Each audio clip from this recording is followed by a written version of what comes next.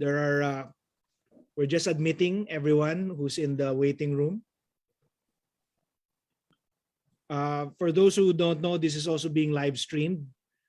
So if you react later, you'll be in the live stream also.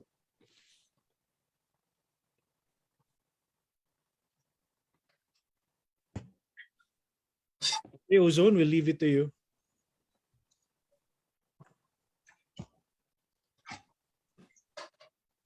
Okay. Good evening, everyone. It's 7:01 now, so I guess we can start now. Press steady. Yeah, please go ahead. Okay. Good evening, everyone. My name is Rodolfo Asanza Jr., and I will be your host for this evening. I welcome you all to this fourth quarter fellowship event of the Mabini Society for Nationhood, which is jointly presented with the Philippine Historical Association, or PHA. We are also on simulcast on Facebook Live, as mentioned by our president a while ago. So friends, our event tonight, entitled Bakit Kailangang May Tao sa Pera, will give us an opportunity to examine the rationale and the significance of having the images of national heroes depicted on our banknotes. We all woke up to the news last December 12 that the Bangko Sentral ng Pilipinas is removing the faces of World War II heroes, Chief Justice Jose Abad Santos, Brigadier General Vicente Lim, and Josefa Yanez Escoda from our 1,000 peso bill. And all that BSP Governor Benjamin Jokno offered as an explanation was that the new series will now focus on flora and fauna of the Philippines. When I read the news, I nearly broke a gasket in my head, and I had to pop a pill of paracetamol. But anyway, this evening, ladies and gentlemen, we have a powerhouse of speakers to tackle this issue. And before we dive right in, of course, we first have to invoke the blessing of the Lord. And for that, we will have Brother Kim Javero to lead us in prayer. Brother Kim. Good evening, everyone. Merry Christmas. Let us put ourselves in the holy presence of the Lord. In the name of the Father, Son, and Spirit. Amen. Loving and gracious Heavenly Father, we acknowledge your holy presence this evening. We praise and thank you, for you are our infinite source of peace, love, and wisdom. We know that your Holy Spirit guides us, your love embraces us, and your limit and light illuminates us. Lord, we entrust you everything in our lives, in spite of the various challenges that we are facing within ourselves, our family, and community. We remain faithful to your words, because we believe that you will always make a way for us. As we start with this evening discussion, we always pray for your spiritual guidance and direction, because without you, we are nothing. We need you, Lord God, not only in great moments of difficulty and danger, but in every second of our lives. Lord, we pray that we accomplish our study this evening. Guide our minds that we may understand the truth. Illuminate our reasoning power and strengthen our comprehension, and help us to acquire wisdom beyond knowledge. All of these things we ask and pray in the Lord's mighty name. Amen. So motive B, thank you.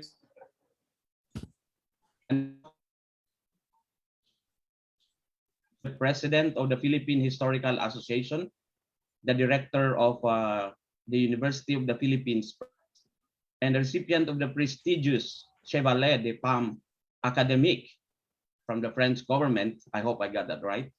Please all, let's welcome Dr. Maria Luisa Camagay. Welcome to our program this evening. The Philippine Historical Association is happy to co-sponsor with the Mabini Society on Nationhood our program this evening.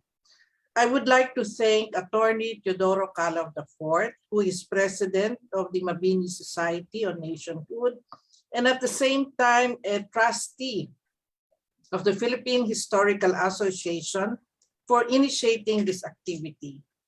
The plan of the Bangko Sentral ng Pilipinas to redesign our 1,000 peso bill by replacing our three national heroes with an eagle is simply unacceptable. Chief Justice Josefa Santos, Brigadier General Vicente Lim, and Josefa Yanez Escoda all died as martyrs of our country. These three, whose final resting places have remained unknown and for whom no flowers can be placed to honor them, have been enshrined in our 1,000 peso bill. Such is but a fitting act of a grateful nation.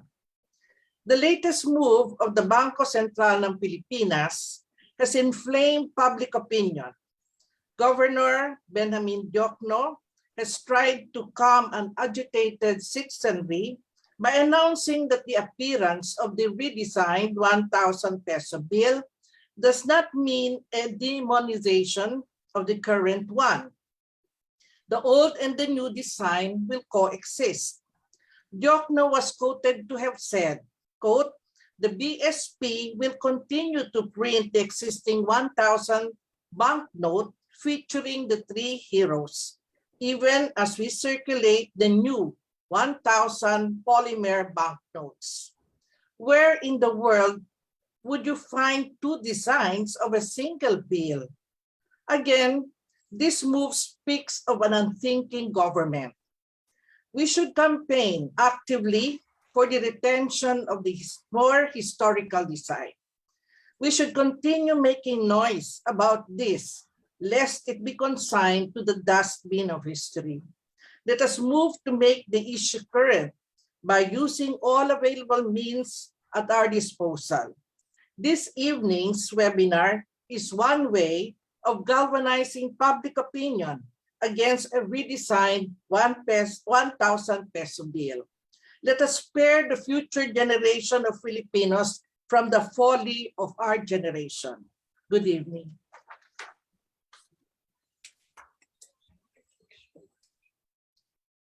Thank you very much, Dr. Luisa Camagay, for that great opener for us this evening. So that very much laid the predicate for us on our topic. So next in store for us, ladies and gentlemen, are two institutional presentations, a historical perspective and a citizenship perspective. The first shall be a historical perspective delivered by Professor Ricardo T. Jose from the University of the Philippines, Diliman, Department of History. He is also a past PHA trustee. Professor Jose, the floor is now yours.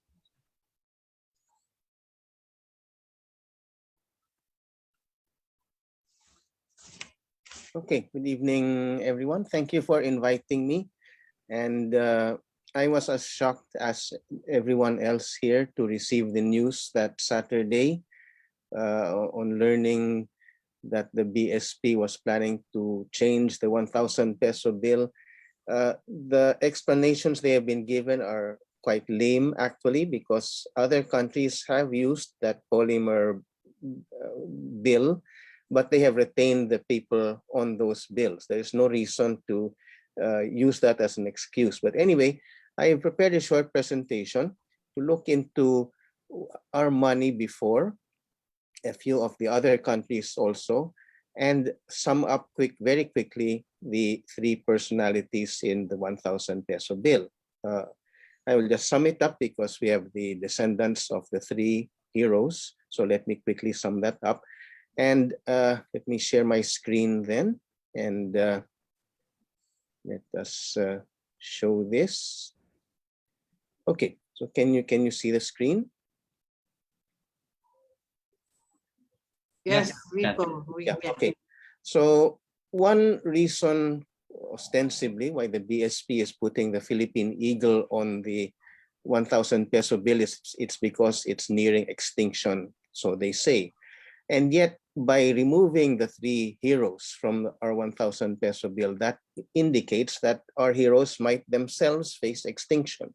So let me give a quick historical context in the use of people's faces in Philippine money. and why it's important to do that, and then focus on the three personalities in the 1,000 peso bill.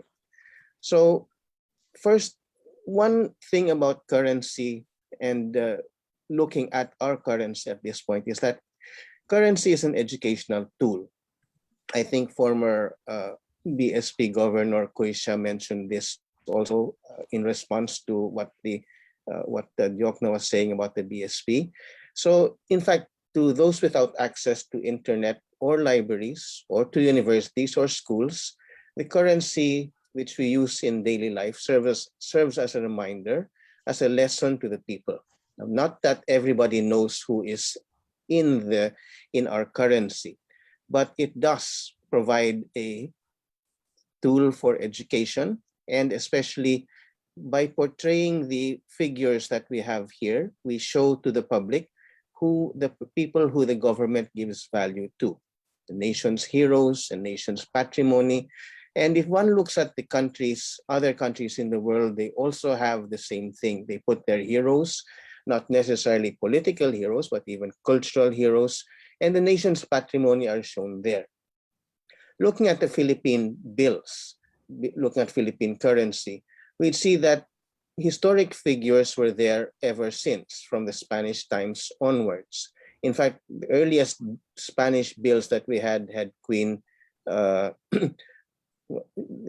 had the Spanish Queen on it. So from the Spanish times, we had a woman, the Queen of Spain, there for a while.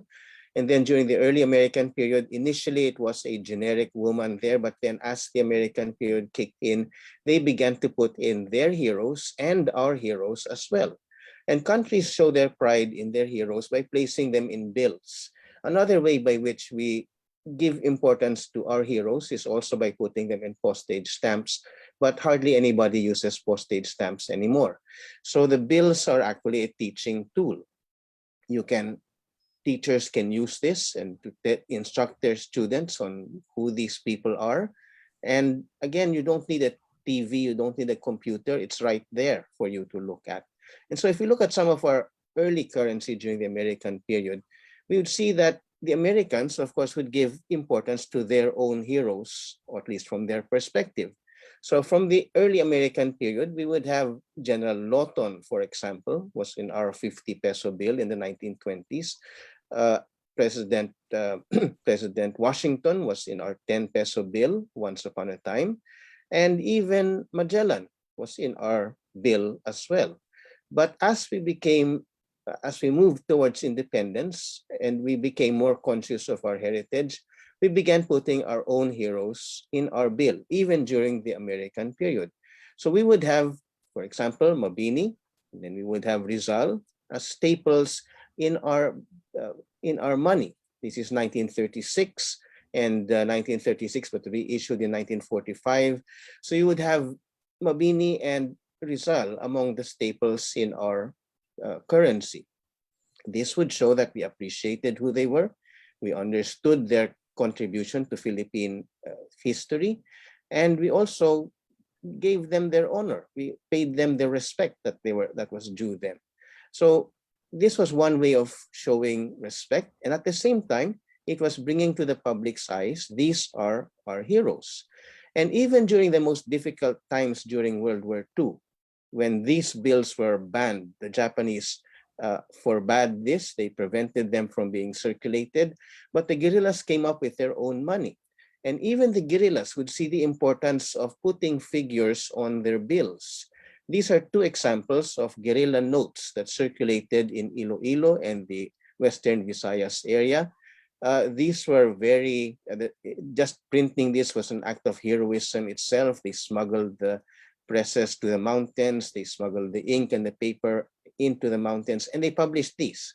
And these circulated in guerrilla occupied areas. But we'd see here in the 10 peso note, we see Quezon, and in the 20 peso note, we see Roseville. So this showed again, this was value given to these people. They were still alive at that time, but it showed their loyalty, their determination to win, and so forth.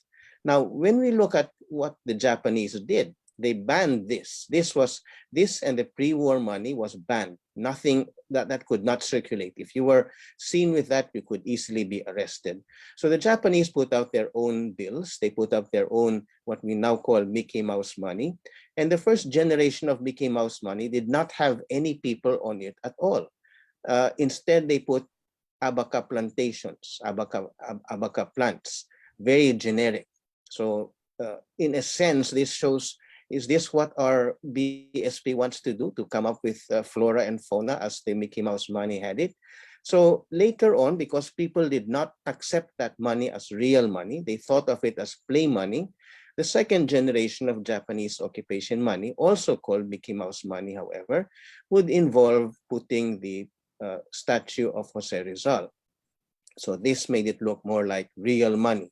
And so the upper photo here, this is the statue of Jose Rizal, the monument of Jose Rizal, but it's still Mickey Mouse money, although it looks a little more real.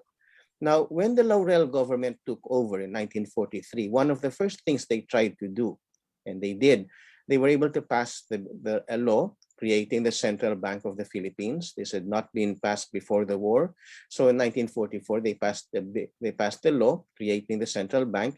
And one of the test bills would have Rizal here. No longer the monument of Jose Rizal, but Rizal himself. So again, the importance. The Laurel government saw that this was important in order to make the money look real and feel real. Now, the first time we ever came up with a 1,000 peso bill was during the Japanese occupation also. But look at what it looked like. The first 1,000 peso bill we ever had was something that did not even have a serial number, did not even have any images except these abstract designs. And this was our first 1,000 peso bill. It was Mickey Mouse money. At the time it came out, it could hardly buy anything else. And one thing that was common with most of the Mickey Mouse money that came out during the Japanese occupation was these also circulated in other parts of Southeast Asia. So here we can see the letter P, which indicates that this was to circulate in the Philippines alone. There was money that was to circulate in the Pacific Islands, money to circulate in Burma, money that would circulate in Indonesia, and so forth. And in the case of Malaysia, or Malaya and Singapore, they came out with money that looked like this. The Philippine money had abaca plantations. In this case, and this is again something that, is this what the BSP wants to do? The Japanese put in fruits and flora and fauna, actually, on their Mickey Mouse money for the other parts of Southeast Asia. Here we have bananas. Others would have different kinds of fruits. But what happens to this? Today, if you go to Singapore and Malaysia, they would call this money not Mickey Mouse money, but they would call it banana money because of the banana that appeared here. And this really had no value at all, just like our Mickey Mouse money. So we'd see that you are trivializing. The Japanese were trying to trivialize the memory of our heroes.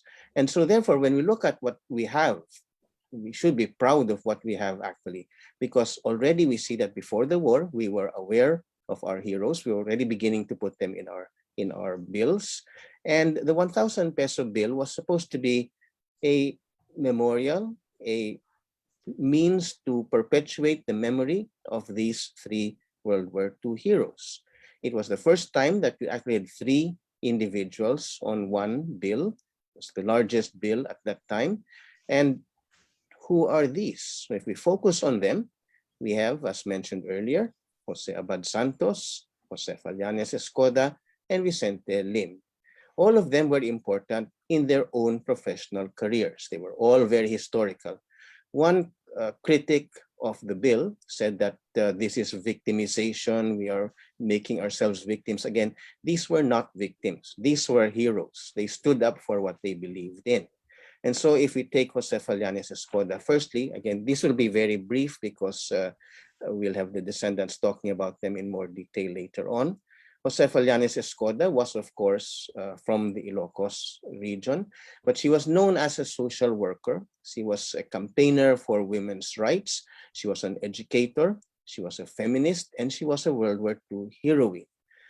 During the war, Well, of course, we know that she had a leading role in the establishment of the Girl Scouts of the Philippines.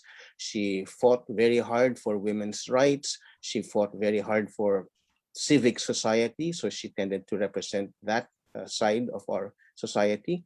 But in World War II, she shone very much stronger, because what she was doing during World War II, during the Japanese occupation, was she was working for the betterment of her countrymen and those people who were unfortunate to be placed in prison camps. So she was collecting food. She was building up a network to establish links with the prisoners of war in Camp O'Donnell and later on in Cabanatuan. And for this, the Japanese eventually captured her, and she paid with her life. But throughout all of this, she stood by what she believed in, and she continued to fight for what she felt was right. So she never compromised her ideals. And in this light, therefore, we see her as a major historical player in the formation of Philippine identity and Philippine society.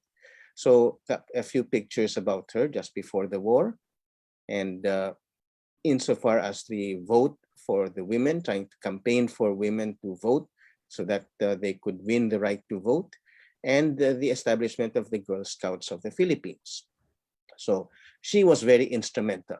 Had she not died, she would have continued on with her passions even after World War II, and she would have shown us what a Filipina could do for the country. She died too early, but in so doing, she showed us what it was like to be a true Filipino. Jose Abad Santos, again, I will keep this very short because we will have a response later on. He studied in the States. He was a brilliant student, came back, became a lawyer, became Secretary of Justice during the period of Governor General Forbes. He was one of those who stepped down to protest Forbes' treatment of an American police operative. So he would maintain country above everything else, honor rights of Filipinos above everything else. So he was part of that group led by Jose P. Laurel, who resigned in protest when Governor General Wood was favored an American over Filipinos. He became Secretary of Justice, he became Supreme Court Justice, was advisor to President Quezon, and was actually acting president of the Philippines when he was arrested by the Japanese in Cebu. He was a World War II martyr. He was executed by the Japanese because he refused to collaborate with the Japanese when they asked him to. So he died in May 1942, and like Josefa Yanez Escoda, his grave has not been found. So this is what Jose Abad Santos looked like in his prime. This was the last photograph ever taken of Jose Abad Santos. We have him here in the left side of the picture. And of course, his classic statement to his son when his son burst out in tears, protesting what the Japanese were going to do to his father, that he knew his father was to be executed. Jose Abad Santos calmed him down and said, "It's not everyone who gets the chance to die for a country, and this is something that I am proud to do."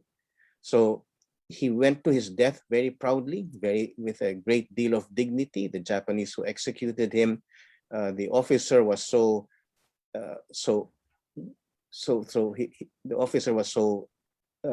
impressed by Jose Abad Santos and his character, did not want to execute him, but orders came from Manila that he had to follow the orders, and he had to report that he had followed those orders.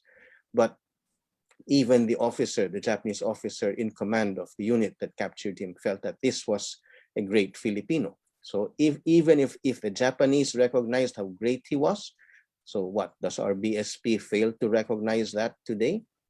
And finally, General Vicente Lim. Again, we'll probably have more about him later, but he's important for several reasons. He was the first Filipino graduate of West Point. We must note that West Point was, especially at that time, very discriminatory. It was a whites-only school, a military academy, and therefore he faced a great deal of discrimination when studying in West Point.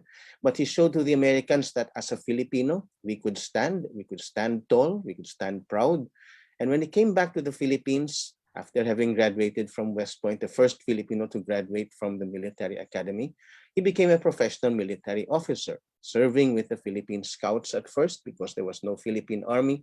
But when the Philippine Army was created, 1935, he immediately joined the Philippine Army as a staff officer. He rose up to become the second highest officer in the Philippine Army, and had he survived the war, he may have become chief of staff. But again, his career was cut short. But as the deputy chief of staff of the Philippine Army, it was he who brought a lot of professionalism into the Philippine Army, despite MacArthur's mistakes. So he became commander of the 41st Division that served in Bataan. Rather than stay with headquarters, Lim took it upon himself to volunteer and become a division commander rather than stay with Philippine Army headquarters where it was safer. So he wanted to be in the front lines. He wanted to fight. He wanted to command a full division, and he did that. That division, the 41st Division, was especially important in the defense of Bataan. It was one of the few divisions that held its ground in the first line, and so strong was it that it was called the Rock of Bataan.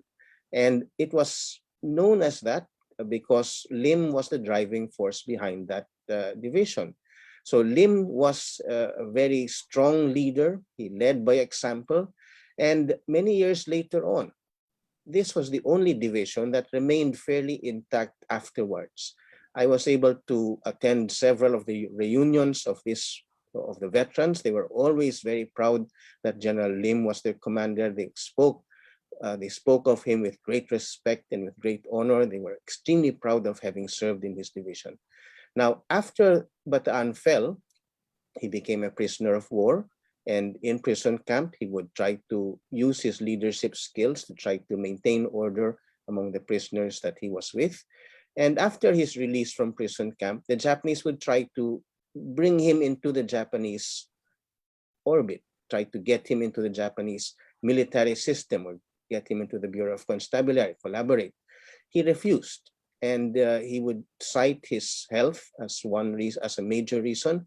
But despite the fact that he was still sick as a result of Bataan and the Death March, he did link up to veterans and did link up with the underground resistance movement.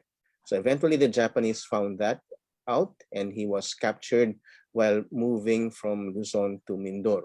He was brought to Fort Santiago, tortured horrendously, and executed by the Japanese. Exactly when, we're not sure, late 1944 or early 1945, we're not sure of that. But again, his grave was not found. So Lim was first Filipino graduate of West Point. That's him on the left side. He was there in all the major Philippine Army demonstrations, in the parades, in the planning, all of this. Lim was very active in trying to create a professional Philippine Army.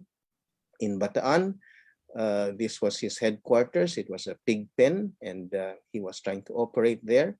But the fact that he was operating under the same hardships as his men showed what kind of officer he was, and his men just loved him for this.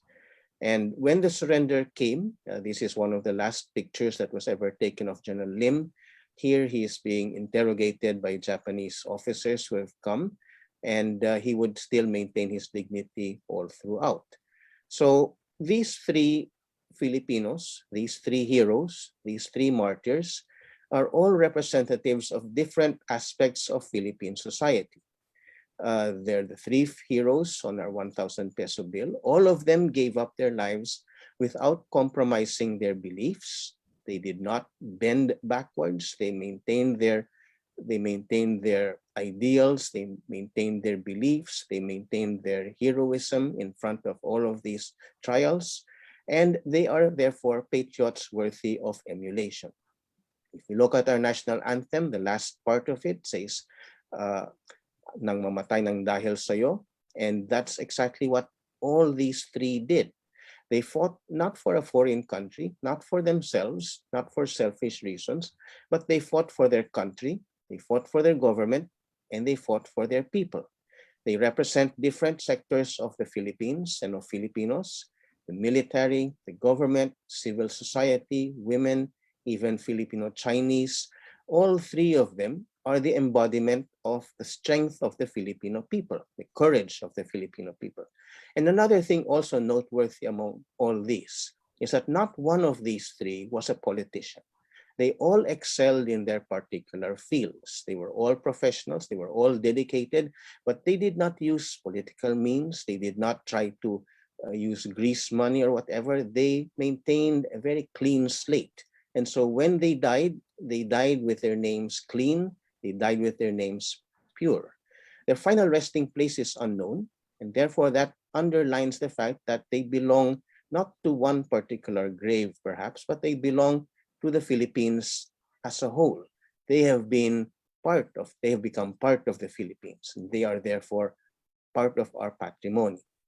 So therefore, it is but fitting to honor these three heroes and the many more that they represent.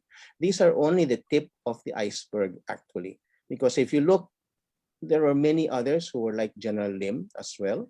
There were many others like Josefa Yanez Escoda. There were many others who were like Jose Abad Santos.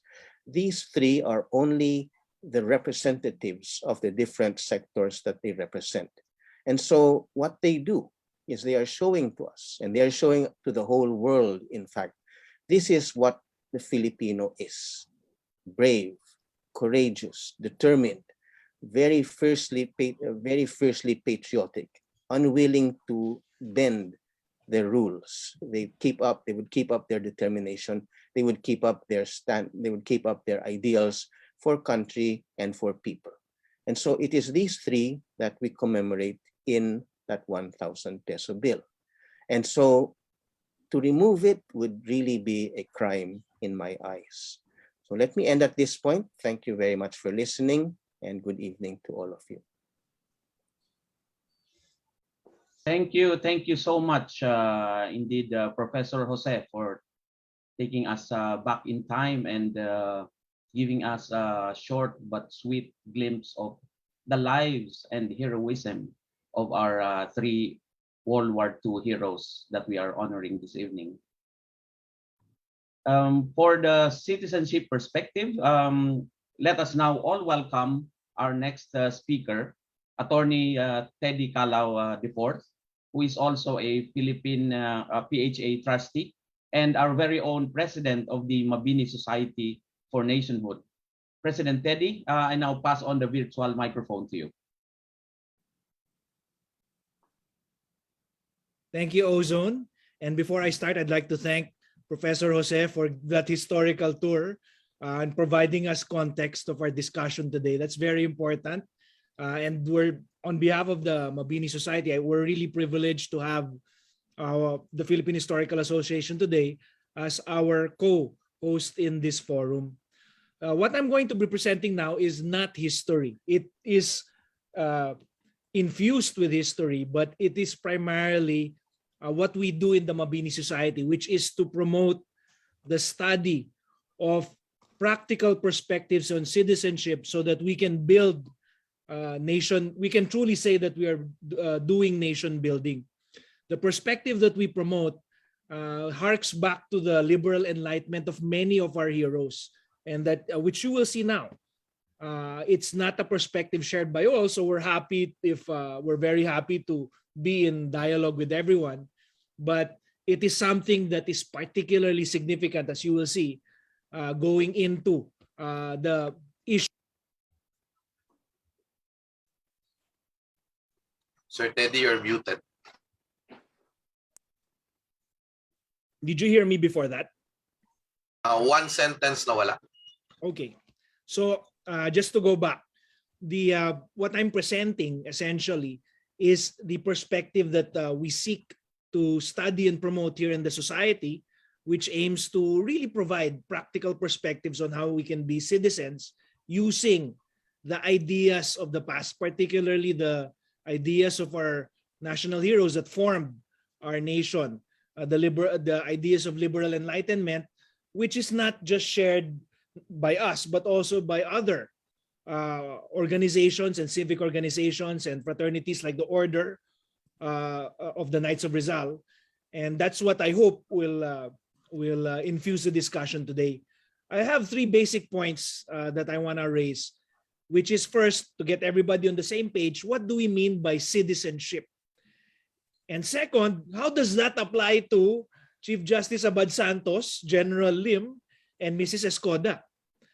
Because that will lead to my analysis and my way of highlighting why it's significant that they are in the 1,000 peso bill. Okay, so let's start first with what we mean, so that we're on the same page with what we mean by citizenship. Unfortunately, if you ask many of everybody below 40 or 35, maybe it's because of it's not as emphasized now in the subject that is called makabayan in our lower years. But what many, especially of the younger generation, feel of citizenship is one of these three ideas, which is citizenship, particularly if you're focused on its utility to you, is something that you have to bear with. I highlight that because, you know, the Philippines in terms of passport power is, I think 100, we're right in the middle of where we can go without visas. For many of our fellow citizens, that's how they view citizenship. It's a matter of convenience, and sometimes it's inconvenient for them to be a Filipino. And there's another view of citizenship that is infused particularly by those who go to law school, who are many of our lawyers. Citizenship is about defining your rights versus the state, because the state regulates everyone. And part of being free is that as much as possible, you don't want to violate or have the state impair you. And that's where you say you have rights which you can assert against the state. So for them, citizenship is about a reality, much more so than a convenience. They have rights that they want to protect. And then, of course, for a third, those who really are into the meaning of life, or looking at what life means, citizenship can be a form of commitment to where they were born, like a country, or to a society that they're part of. In the Mabini Society, we just don't focus on these three realities. What we really focus on is citizenship as factually, if you go back to its basic classic Greek sense, as democracy's highest public office. In the 1973 Constitution, this idea was enshrined. For some reason or another, those who are lawyers, when it became the 1986 Constitution, that idea was brushed aside. And the focus became more the Bill of Rights. But if you look at the definition of citizenship as a public office in our 1973 Constitution, you see that citizenship is much more than rights. It's also about duties.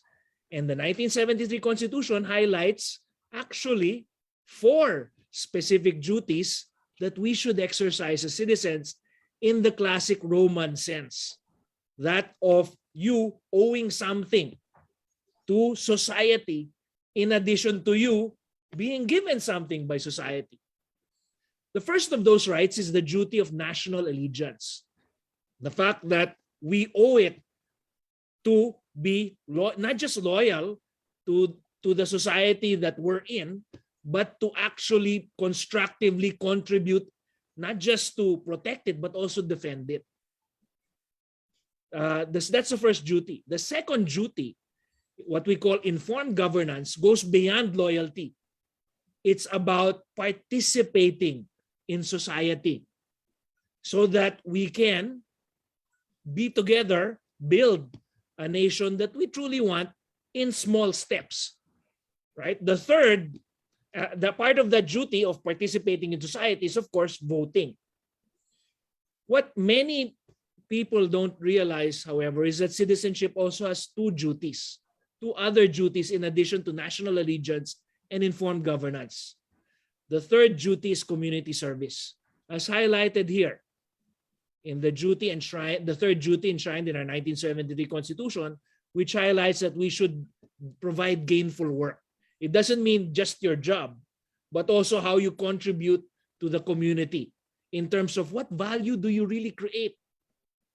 Okay, and finally, of course, that we should have a duty of individual diligence in observing these three duties.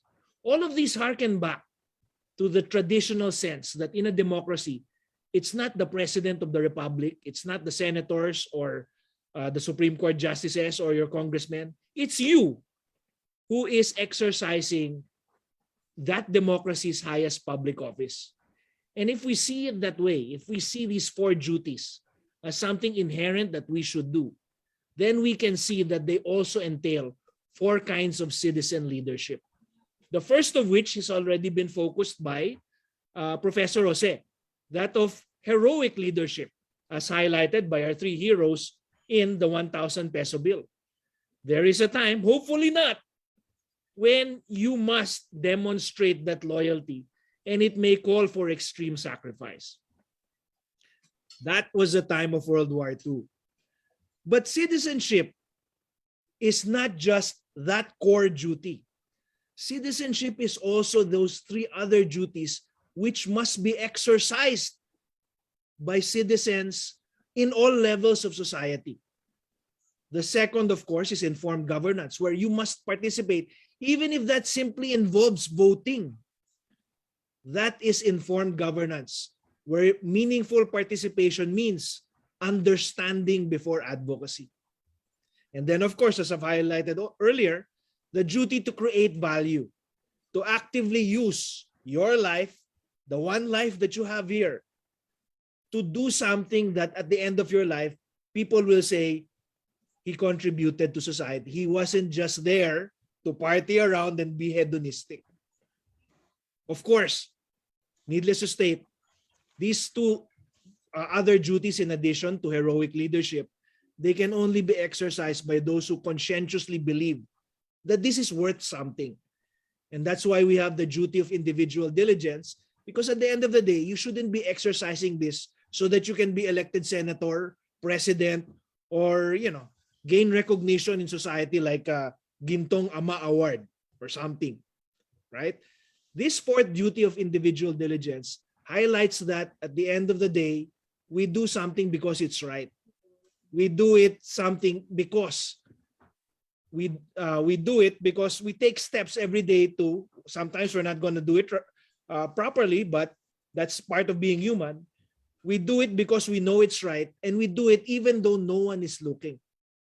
And that fourth kind of duty espouses what I call quiet leadership. 99% of the time, all of us as citizens have to exercise quiet leadership much more than heroic leadership. And if you take all of this together, you'll see that you end up creating what we call the ideal Filipino citizen. How do we define the ideal Filipino citizen?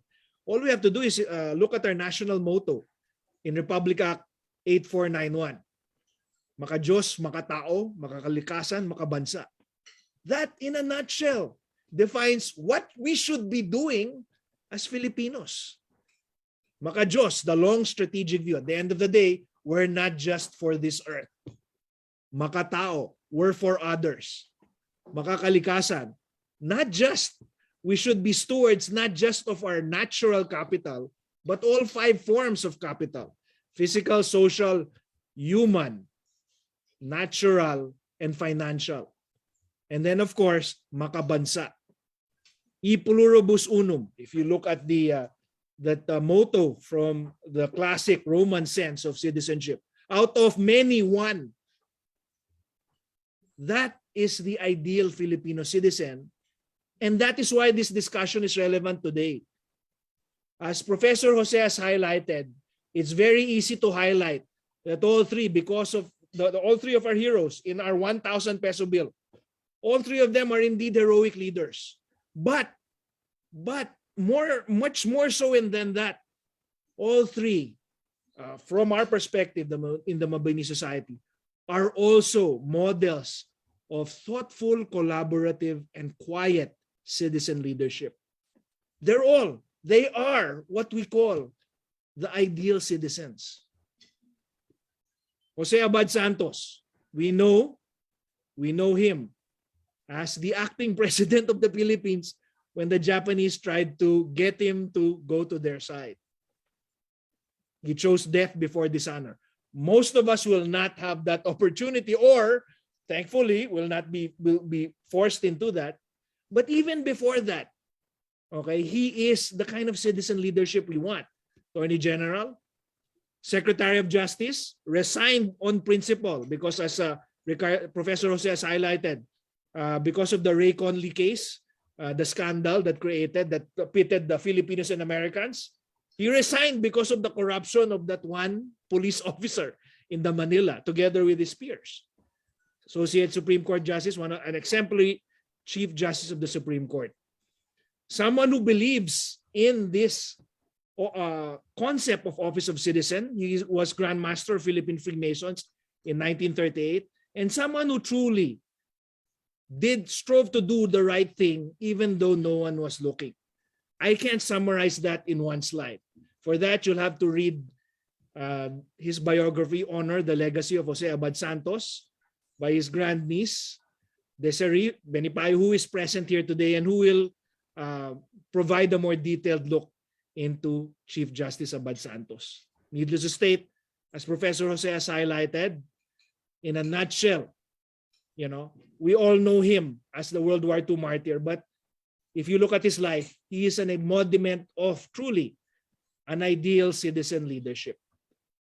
Best highlighted his heroic leadership in this quote. His last words to his son: "Do not cry, Pepito. Show to these people that you are brave.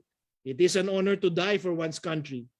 Not everybody has that chance."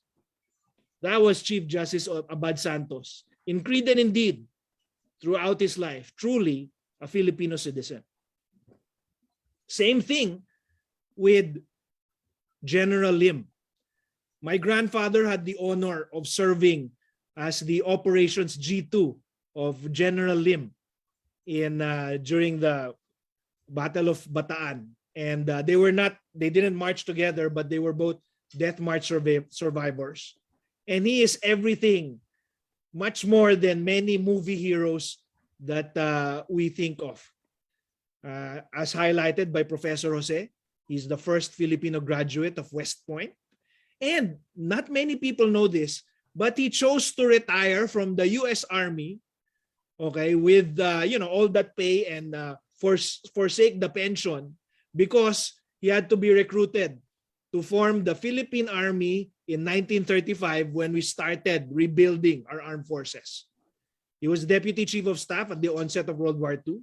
And as an example of corroborative giving value back, he was a co-founder of the Boy Scouts of the Philippines. How do we know that he also understood this concept of citizenship? Because both him and Chief Justice Abad Santos belong to the same Masonic Lodge, Bagong Bayan number 4. They discussed these ideas. So we know that this concept was also with him. Now, I can't summarize his life.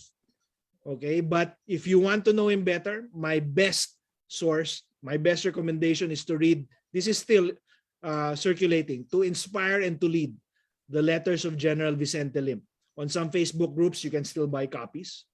From that book, I took this January 1942 letter because I have it with me every day, because to me, this is an example of real leadership. Read the last paragraph. It's here in this slide. My division has been fighting for the last 15 days. We have repulsed every Japanese attack so far. You may rest assured that we will continue to fight as long as there is one man left in this command. That's real leadership. So those are the two men. I'm happy that there's a female here because she is every much their equal. She spent most of the Japanese occupation actively aiding underground guerrilla activities. And ironically, a traitor ratted her out. Not just her, but also their husband. They were tortured. Like the two earlier heroes, their bodies were never found. What makes Josefa Yanez Escoda, exemplary, is that she is just as much a citizen leader as the first two. She founded and was the first national executive of the Girl Scouts of the Philippines. She's here. That's her. That's her with her Girl Scouts. She's a pioneering social worker. She helped with my grandmother, Pura Villanueva. I'm sorry, with my great grandmother, the wife of Teodoro M. Calao. She helped in pushing for women to get the right to vote in 1938. And during World War II, she was the president of the National Federation of Women's Club. This book is out of print, but you can get copies if you're able to find it. The best source on her is Josefa Lanes Escoda, A Portrait of a Heroine. It was published by the Girl Scouts in the Philippines in 1998. I got this paragraph from that book because it highlights when she was already imprisoned by the Japanese, her frame of mind. And let me just quote, to my mind, the most I have done is having helped with the little I could do to save the lives of the surrendered soldiers of Bataan and Corregidor. I have offered myself as a guarantor for men later released by the enemy that they commit no anti-Japanese act. Men who, if they had the guts left, would continue their resistance. I have acted as guarantors not only for the sake of humanity, but also to encourage them to fight again. If you happen to survive and I fail, tell our people that the women of the Philippines did their part also in making the ember, sparks of truth and liberty alive till the last moment. That was Josefa Yanez Escoda. And I'm happy that we have her descendant, Ming Rojas, here to give you more about who she really was. So, why this extensive introduction? Because I want to highlight that there is a reason more than them being martyrs for them being in the 1,000 peso bill. Three major reasons that I can find, and these are just my three reasons. First, in an age of fake news, okay, we need, as already highlighted by Professor Jose, non-partisan, these are not politicians, non-partisan memorialization of factual examples of heroic leadership. As these three who I have quoted, their same words to you. We need to memorialize them because while we hope that we will not be made to do that same sacrifice, they did it. They're important. That's why they were put on the bills. But I also need to highlight that in an era when many question what it means to be a Filipino, these three are compelling illustrations of what it means to be an ideal Filipino citizen. As per our national motto, maka-Diyos, makatao, makakalikasan, makabansa. They define what Filipino citizenship should be. You don't have to be a martyr. You just have to strive to keep doing what's right and creating value, even if no one is looking. And I'm very happy that Professor Jose beat me to it. The real reason, in my view, the most important reason why they should remain on the bill is that in a time when ignorance of our past, many Filipinos don't know them, keeps pushing us to compromise the promise of our future, that bill is your one comprehensive teaching tool to demonstrate the four kinds of citizenship leadership that I've just described of you and that we promote in the Mabini Society of Nationhood. When I teach my daughter citizenship, I don't have to go to a textbook. I just bring that 1,000 peso bill out because those three define what being a true Filipino is. I'll leave you with one last thought. Can any other depiction on our currency, of we supposedly are, match this? The Banawe Rice Terraces, I mean, it's great, right? But the Philippine Eagle, can it match what these three are? I'm not gonna answer that. I'll let you answer that. Thank you. And I hope you found our presentation useful. Thank you. Thank you very much, Press Teddy. Big finish indeed. Compelling illustrations of the ideal Filipino citizen, these three. You took us in a flight, Press Teddy, and I think you really landed us very well. Thank you very much for that. And now we go to an equally exciting part of our program, ladies and gentlemen and fellow citizens. The personal perspective sharing of no other than the descendants of our three World War II heroes depicted in our 1,000 peso bill. Let us start with Ms. Desiree Benipayo, the Research Director of the Philippine World War II Foundation and a grandniece of Chief Justice Jose Abad Santos. Ms. Benipayo. Hi, Mr. Azanza, can you hear me? Yes. Hi, can you hear me? Yes. All right, good. Good evening, Attorney Teddy, thank you for inviting me. Harold, thank you for inviting me. Mamalu, Sir Rico, who talked earlier, thank you for inviting me. I'm very proud and honored to be here today. So lahat tayo nayanig dito sa paglabas ng BSP na to, di ba? Nasira yung Sabado namin ni Dr. Jose, kakatext sa isa't isa tungkol sa ano na yon, yung lumabas yon.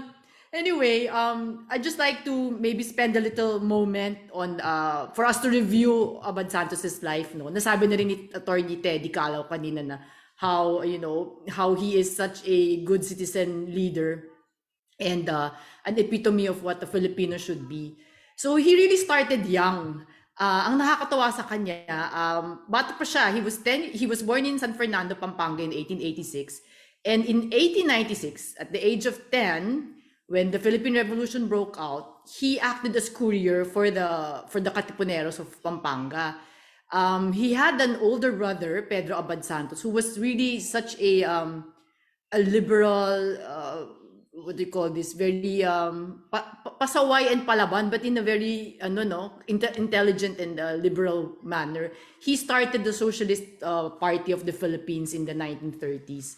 So in 1896, Pedro was already fighting for the Philippine side, and it was probably he who, paano ba naman malalaman ng isang 10-year-old, di ba, na maging courier? It was probably he who, assigned the task to Jose, his younger brother.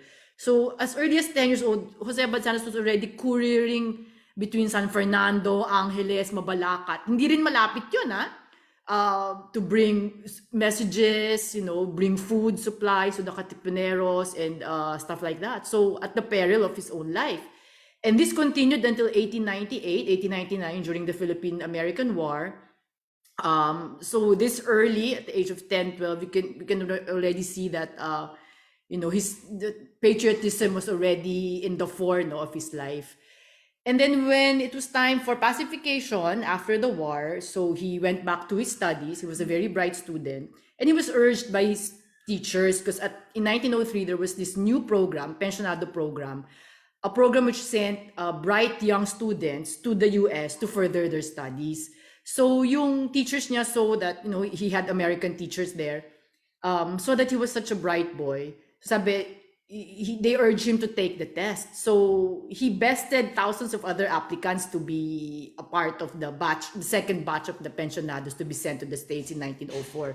We must remember that at this time, wala pa tayong UP, right? So meaning, parang ang naging nung American colonial government, naging policy is to send these bright kids to the US to further their studies. So there he went to Illinois at Northwestern University, where he finished his law degree. And he took his master's in law at George Washington University in Washington, D.C.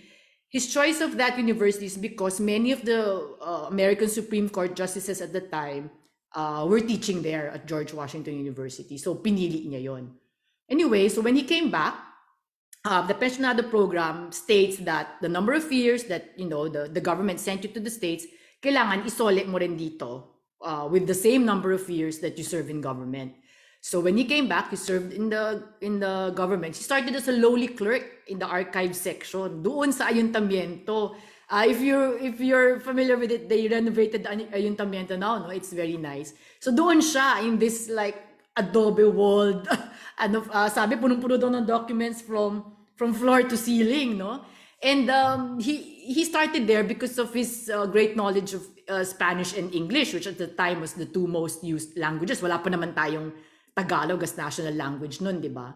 So, and then slowly, the Bureau of Justice got him. He became Assistant Solicitor General or Attorney General at the time. And nakita yung kanyang galing, no, ng kanyang mga bosses until he became the Undersecretary of the Department of Justice and then became the Secretary of Justice. So, imbis na 5 years lang yung sinukli niya for him being sent to the States, it continued for 33 years. So, naging Secretary of Justice siya under 5 American Governors General. So, kay Wood, Murphy, Roosevelt, teka, sino pa yung dalawa? Davis, I forgot the others, but under 5 American Governors General and until President Quezon during the Commonwealth. And then in 1932, he was appointed as Associate Justice of the Supreme Court. And at that time, being chosen as a justice for the Supreme Court was really very strict and stringent.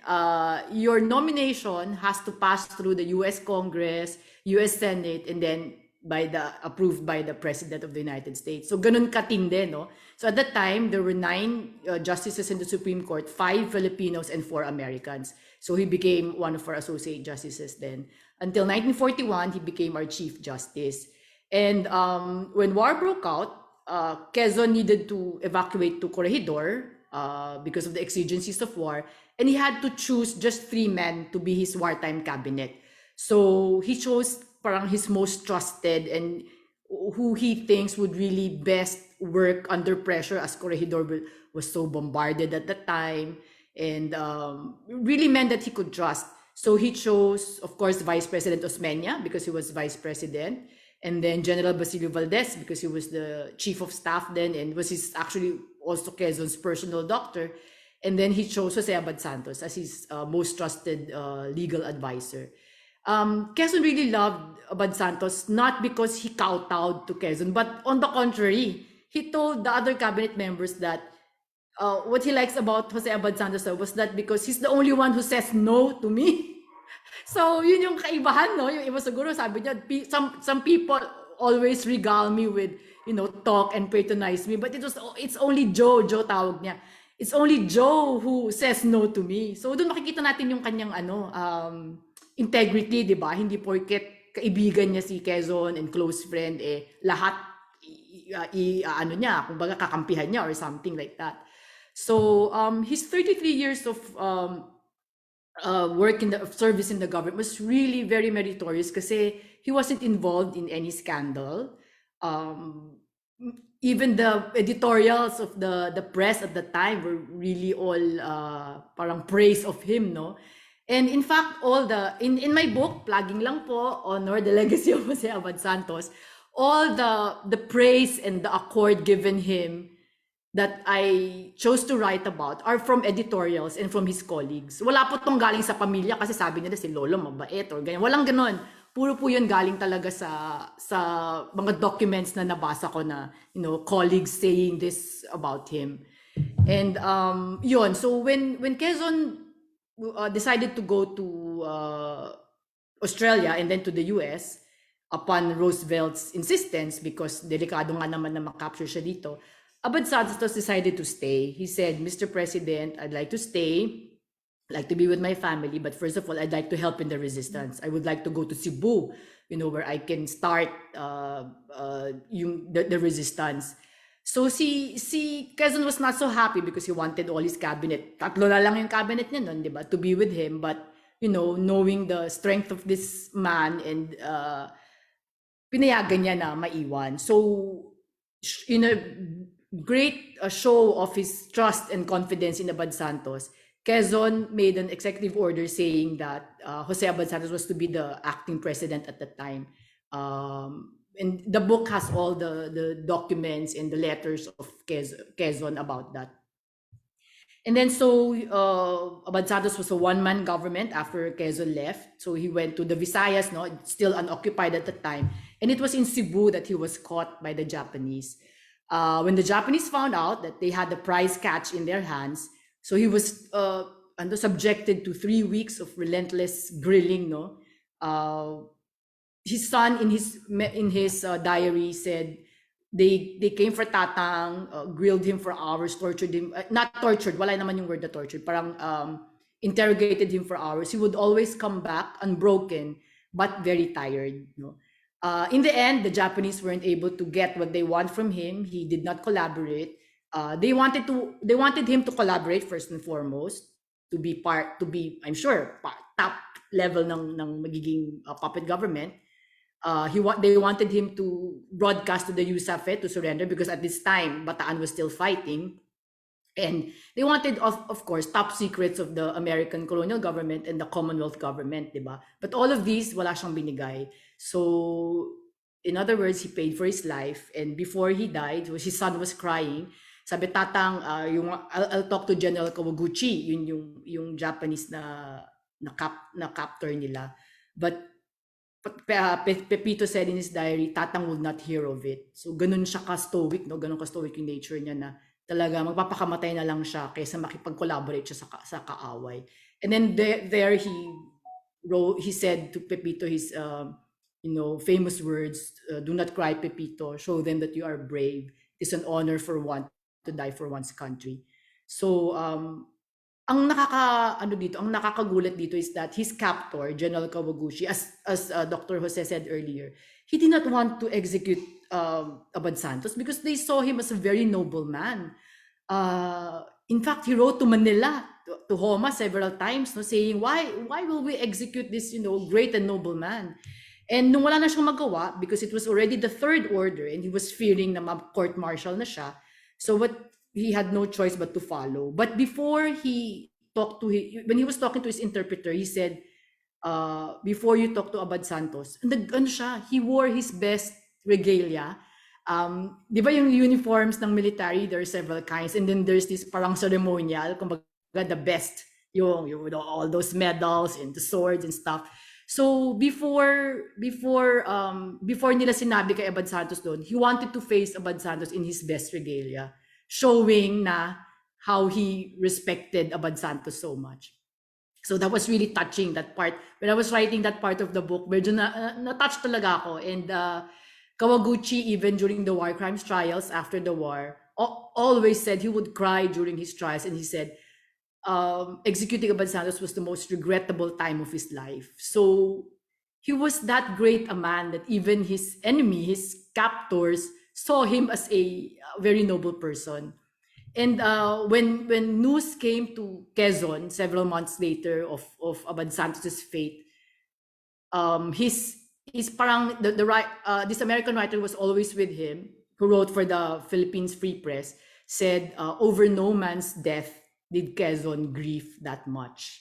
So did Quezon grieve that much? So it shows his great trust and respect on Abad Santos. And Quezon, in his words, said, Abad Santos was one of the noblest, purest, and ablest men the government ever had in service. So I guess those words of Quezon sums up the personhood of Jose Abad Santos. So when the news came out that on December 12 that the three heroes would be replaced by the Philippine Eagle, for me it was such an abomination, no? And not because iko-correct ko pala ho, hindi ho ako yung grandniece, yung asawa ko po yung grandnephew. But ako lang po yung sumulat ng book, so akala ng lahat ako yung related. So I'm the grandniece-in-law. But since I'm the biographer, parang ako na rin yung spokesman ng family.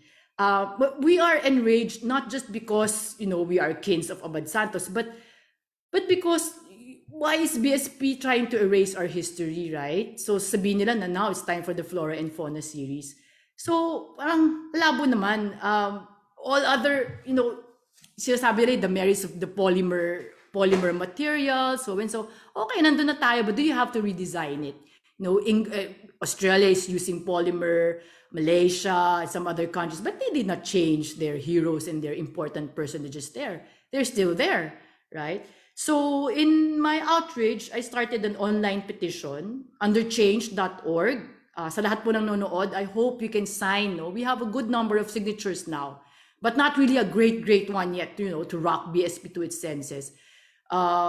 If you can please go to change.org and go to the petition no to the removal of our World War II heroes on our 1,000 peso bill. Please sign and share po, most importantly, so we can have more signatures.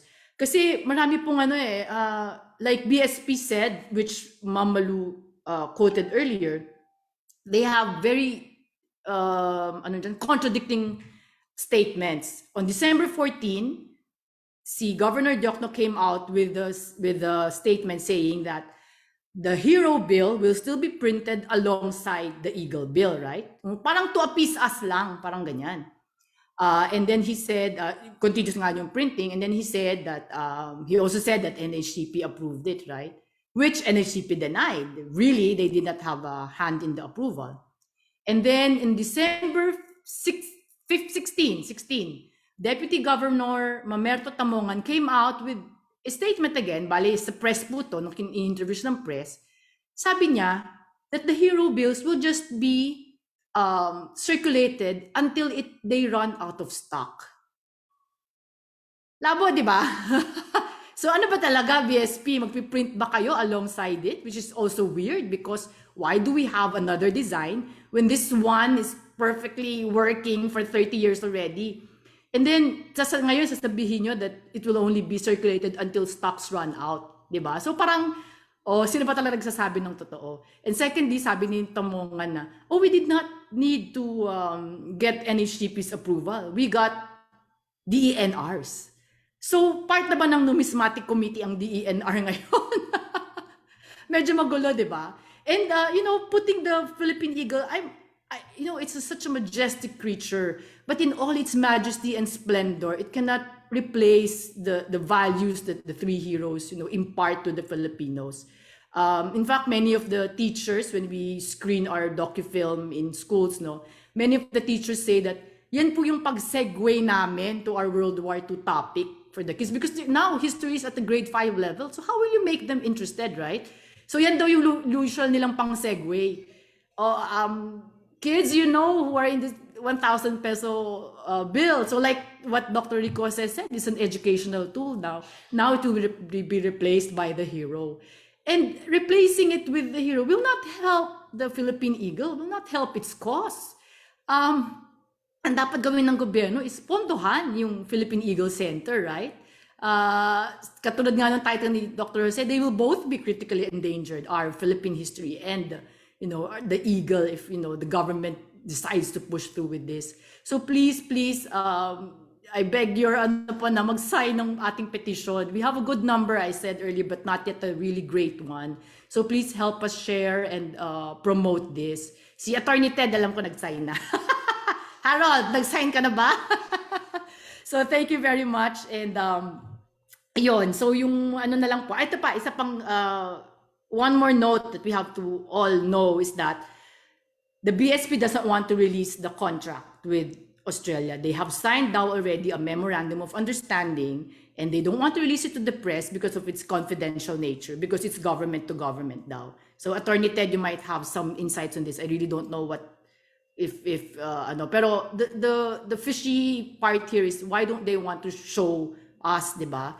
And then the initial printing will be 500 million pieces, not pesos, pieces.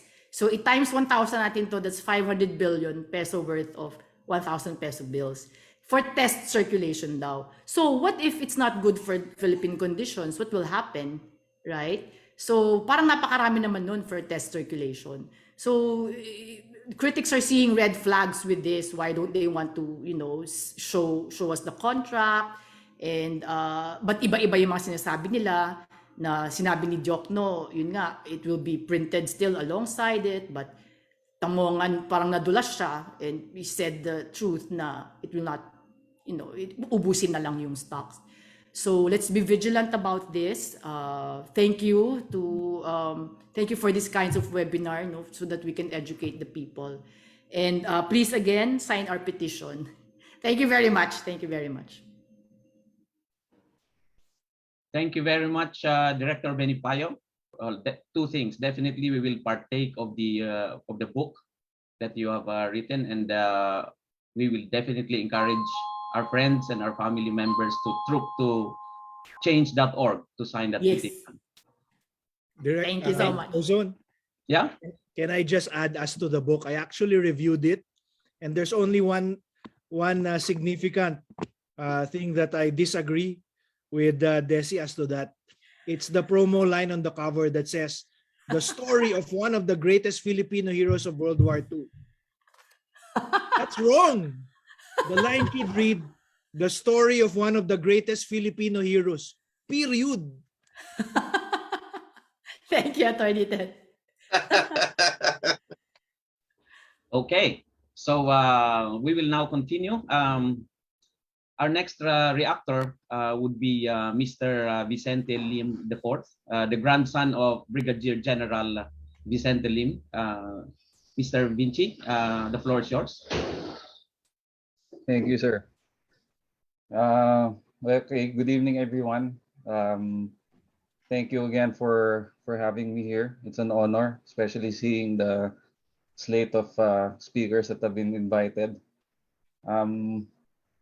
Well, siguro I'll start by saying when I first received the news about the plan of the BSP to change the design of the 1,000 peso bill, I find it a bit ironic that I was at the Manila American Cemetery at that time. So for those of you that have been there or familiar with the place, the Manila American Cemetery is the final resting place of more than 17,000 Filipino and American servicemen and women who died giving their life during the Second World War. And aside from those 17,000 that are buried, there are more than 36,000 names up on a cenotaph, the walls of the missing, for those that, after the war or, after all the fighting, whose remains were never found again. And one of those names happens to be that of my great-grandfather, General Vicente Lim. So he's one of the more than 3,000 Filipino names that you see up on the walls of the missing. I was there, and I was there with a friend, my wife, and my 8-month-old baby. So I was there to take around my friend to, show her the place, give her more context about, the individual stories of all of the heroes that are memorialized and buried there. And these are the kinds of heroes that you won't ever read about probably in books, at least standard history books, or probably you'll never hear about, or at the more extreme, you won't find much documentation about anymore. But their names are there, or they're buried there because of what they did during the Second World War. And it's also ironic that the first person who broke the news to me was my boss. And my boss is an American, and the first thing she sends is a picture of the Instagram post from, I think it was the Philippine Star or something, and the message that she sent me, which was, honestly, I'm insulted for you. So this was an American, with no real stake as to who appears on our bills, or they have their own currency, they have their own heroes or personalities that are represented on their own currency. But here's my boss, an American, a non-Filipino, saying that, I'm insulted for you or on your behalf. Now, when I first heard the news, siguro if I was a bit younger in years, in my younger years, I would have been more angry. But to be completely honest, my first reaction, the first feeling that I had was more of dismay and disappointment. And the first thing I really thought about was, as I was looking at all of the 17,000 headstones and the 36,000 names on the walls of the missing, was, I feel insulted for them. And I wasn't even thinking of my own great-grandfather. I was thinking about the more than 50,000 others that are represented in that memorial and cemetery. And it's not even 100% of the Filipinos that fought and died during the Second World War for a cause that they truly believed in. So I don't know. I really commend Sina Miss Desiree, Prof. Rico, of course the descendants of the Escodas as well, that they've really shown that they're up in arms about what had happened or what had transpired or in the news that was broken. And it's not that I don't care as much, but I guess uh, I just can't honestly say that it was really anger that I first felt. Maybe because in my younger years, I've always known that, history as a subject, especially for a grade schooler, is not really something that's easy to teach. It's not everyone's cup of tea. And that's not only for younger students, it's also for older people. It's history is just not everyone's cup of tea. But, you know, that being said, not to put down the Filipino people as a whole, but regardless of their interest in uh, history as a subject or how well it was taught to them by their own teachers, um, I've always felt that the Filipino sense of history or even citizenship, to be in line with the discussion of Attorney Calo earlier, was, you know, it's never really been that strong. It's not really been a strong suit of many of our citizens, sadly. That's just the reality of it. And, it was something that I could not relate with myself, the lack of interest in that. But I guess as I grew older, I realized that it's just the reality. And sometimes it's the way it's taught, it's the way people are brought up, and maybe it's different from the way that I was brought up. So you've heard already of what Professor Rico said about General Lim's life. I won't expound on it too much, and maybe you'll see why later on. But let's just say that he was a great man. It was not only his death, basically, that landed him on the 1,000 peso bill, but his entire life and the way that he lived it. And even as a young boy, um, when I was brought up, some people might find it easy to think that, with the 1,000 peso bill, it's an instant, it's a cool party trick for someone named Vicente Lim IV to show his classmates and say, oh, that's my lolo on the 1,000 peso bill. But it's never been about that for me. And that's thanks to how I was brought up by my grandfather and, of course, my father, Vicente Lim Jr. and Vicente Lim III, respectively.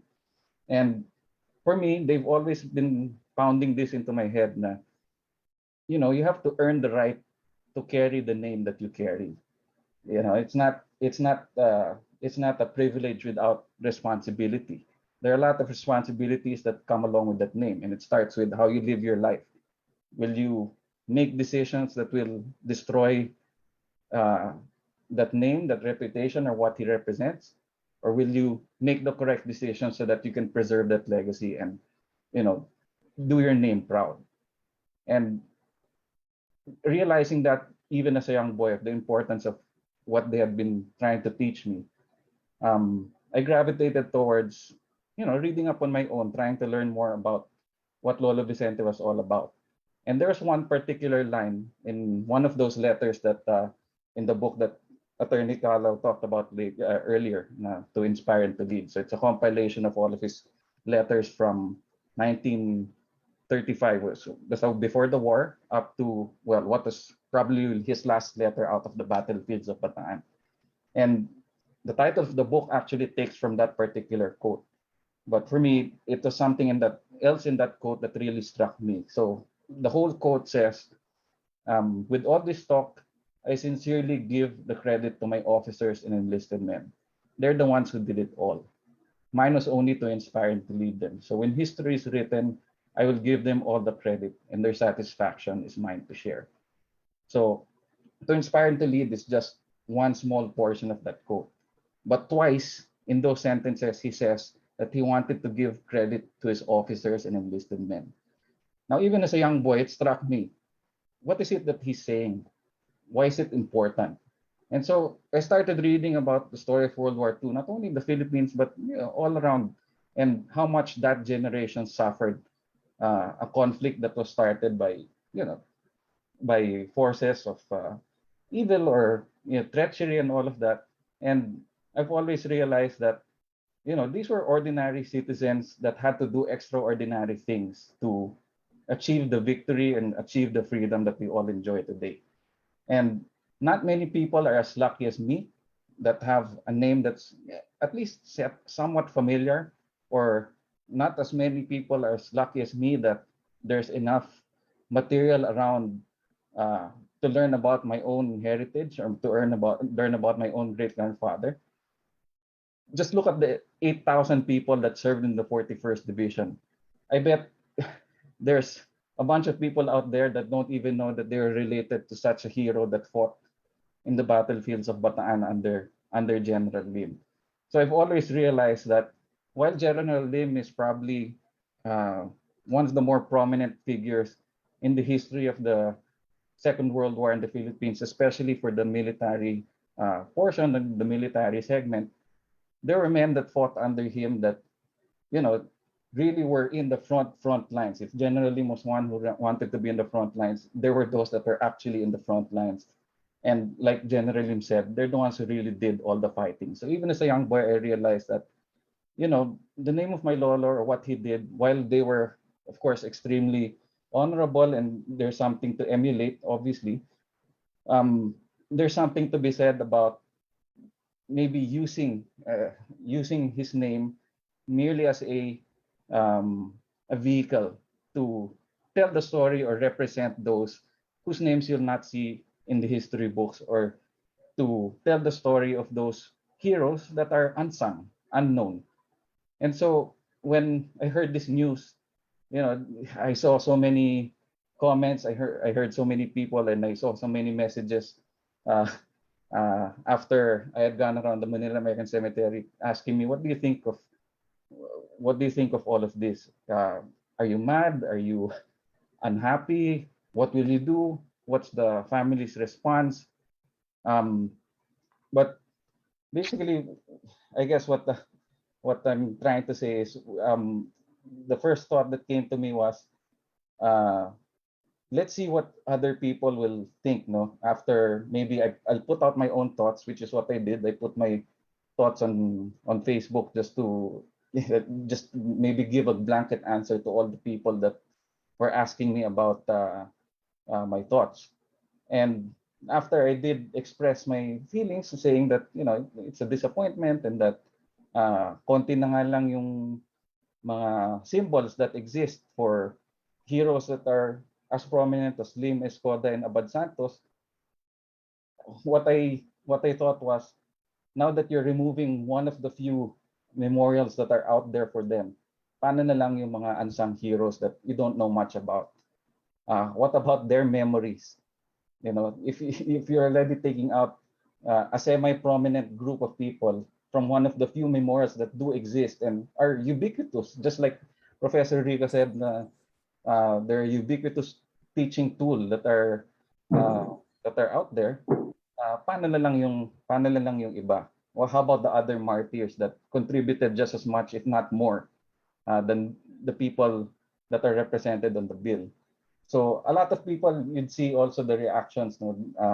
Of course, I was happy to see that there were a lot of people who realized what this would mean for our history, and, you know, the memories of those that are on the bill. But I also saw that a lot of people completely missed the point. So there's a lot of argument about the most common comment was probably, why don't we first change the people in a particular bill and not mention it here anymore.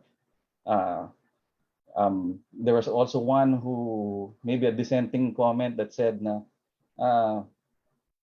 bakit disappointed ka dun sa pagkatanggal ng lolo mo? Paano naman yung unsung hero? So obviously he completely missed the point as well na, you know, I wasn't making the argument for my great grandfather per se, but I was actually making an argument for the unsung heroes. So obviously a lot of Filipinos not only don't realize the importance of their own history, but they, you know, they're all about just the headlines. They don't even care to read beyond the first line of these things, which is why they're so misinformed. So maybe it's not their fault, but that's just the way things are nowadays.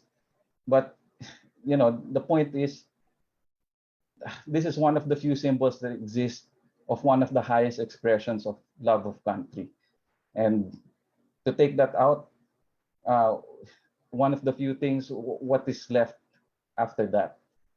The true victims here, a lot of people make the argument that, it's all about glorifying victims or glorifying defeat, just like many of the arguments that why do we celebrate the fall of Bataan, it was a defeat, and that sort of argument or mentality that why are we celebrating that. It's again a case of people missing the point. The true victims here in what is happening are the unsung heroes whose legacies are in danger for fading further into obscurity. So as it is, one can argue that someone argued that, regardless if they're on the bills or not, heroes will be heroes. Yes, that's true. But the thing is, as mentioned earlier by the speakers before me, it's the legacies of the unsung heroes that are represented by these three heroes in the 1,000 peso bill who are in real danger for fading further into obscurity. So siguro I'll end na lang with a quote from JFK. And it's one of the quotes also that,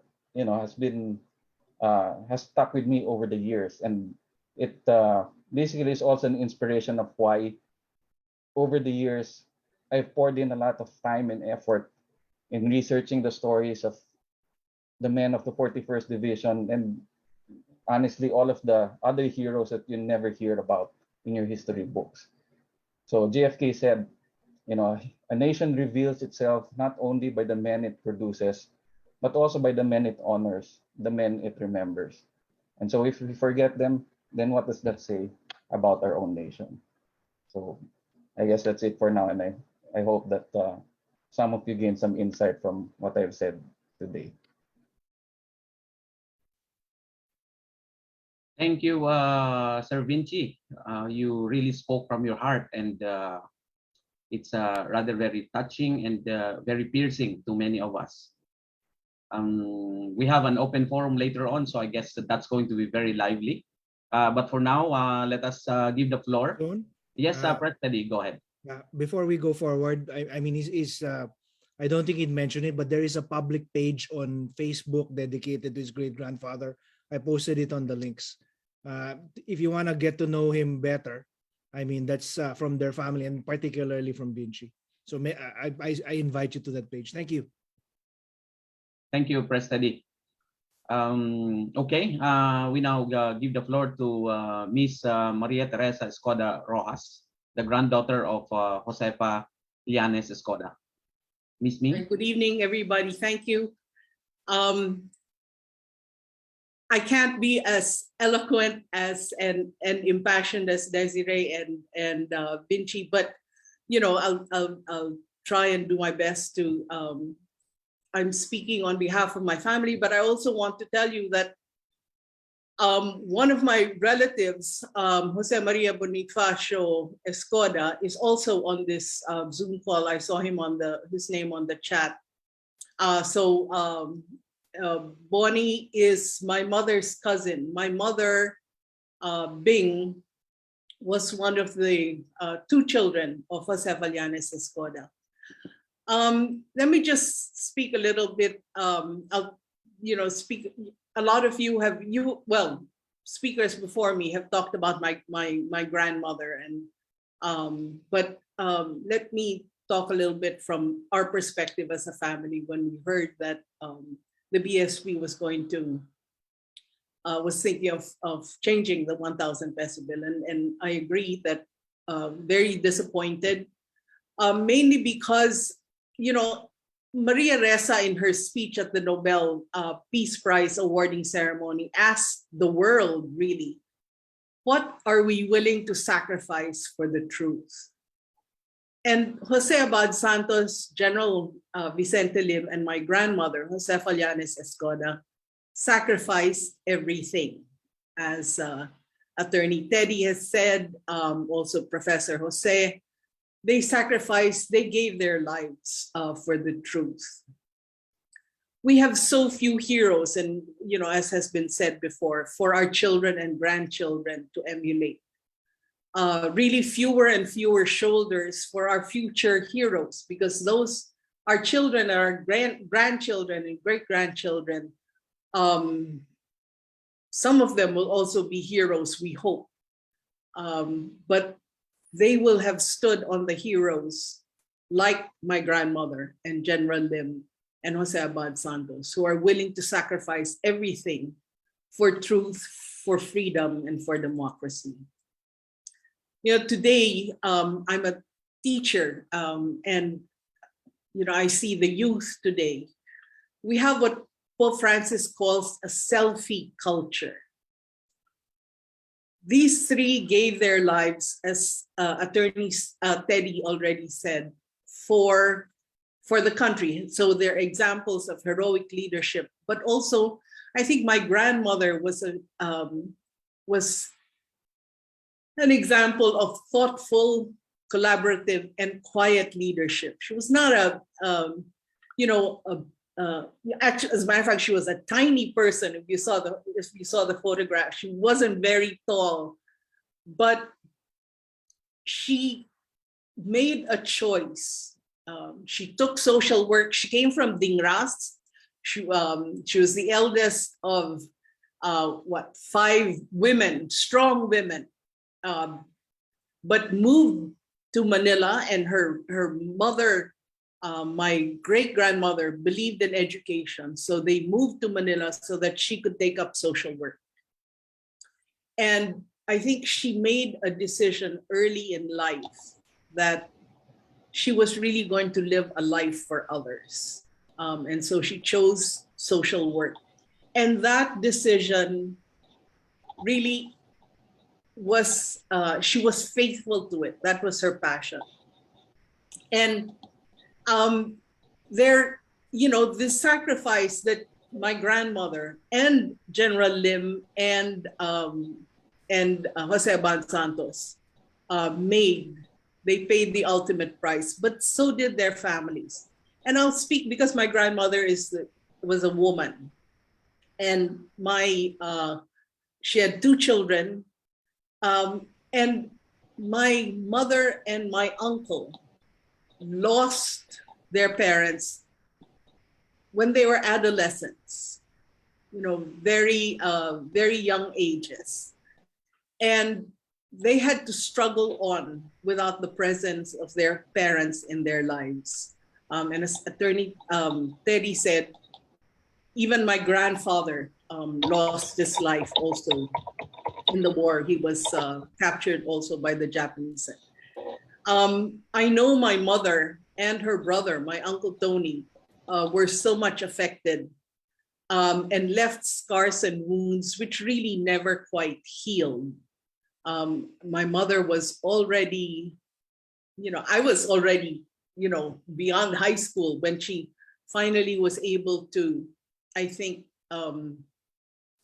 to get over and finally heal those wounds. For many years, we could not have anything, Japanese appliances in our house never worked. We couldn't have a Japanese car because of my mother. It was only later in life that she was able to go to Japan and sort of heal. But anyway, that's another story. I'm sure, and Desiree has already spoken. I remember in her film about Jose Abad Santos, she interviewed Pepito. And even then, Desiree, how long ago was that? Not long ago. He still broke down when he spoke about his father.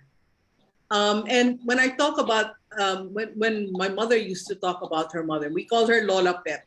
And Dr. Camagay also mentioned that we don't know where they're buried. I remember November 1 for me is Fort Santiago, because we would go when we were very young. We would go as a family to Fort Santiago, to that white cross, that stands in the fort. And that's where we would put our sampaguita, because we didn't know where they were buried, neither my grandmother nor my grandfather. And I remember that not long, I was already of age. And I think my mother found out that her mother was beheaded, and that just destroyed her because we didn't know how she had died. We didn't know how she died. So these are scars that, but they made choices. My grandmother made a choice, and that choice had consequences on her children. However, I don't think she would have lived her life differently. Right? And, when they say, I agree that these three figures on the 1,000 peso bill are serve as models and heroes in a society and in a time where we have so few heroes for our youth to look up to.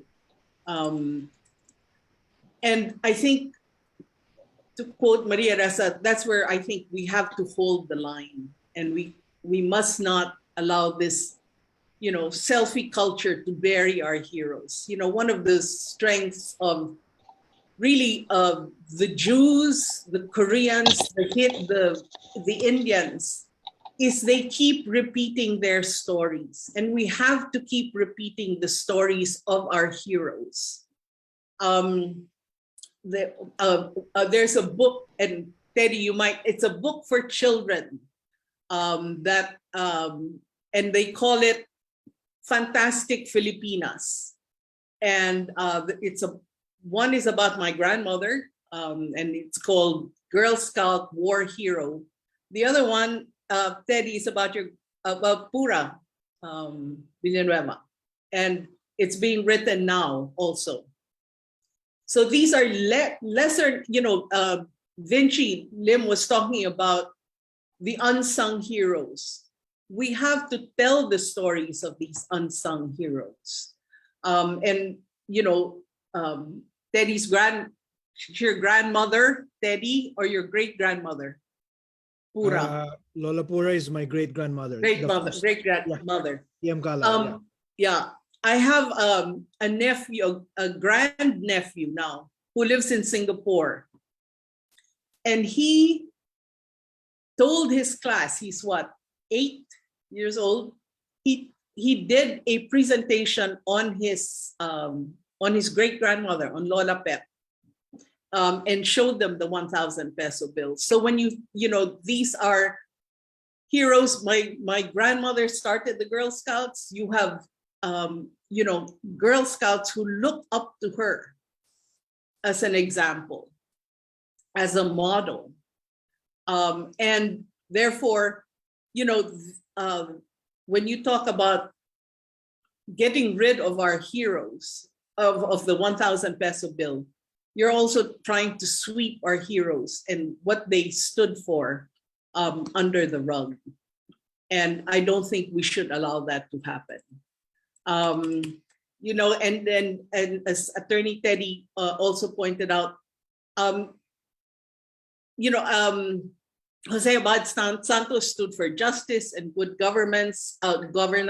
General Lim for the armed forces, defenders of our rights and of freedom. And my grandmother fought for women's rights, the right to vote. Were, the women who vote in May 2022 have that right because of what my grandmother and Vinci, your great-grandmother, right, Pilar Hidalgo Lim, worked together to give Filipino women the right to vote. And of course, the Girl Scouts of the Philippines, and who these are institutions that empower women and who mold young girls of character to give them the right values that they as mothers will then pass on to their children. So the heroes, not just on the 1,000 peso bill, but all the other denominations have stories that we should be telling our youth, because that's how they live on in our stories, in our memories. And that is how a culture, a civilization, our culture will continue through the telling of these stories. And so, let's hold the line, as Maria Reza has asked us to do, and give our youth examples to look up to and to emulate and to model themselves after, in a time when there are so few really, I think, truly worthwhile models that our youth can mold themselves or can form themselves after as examples to them. Thank you.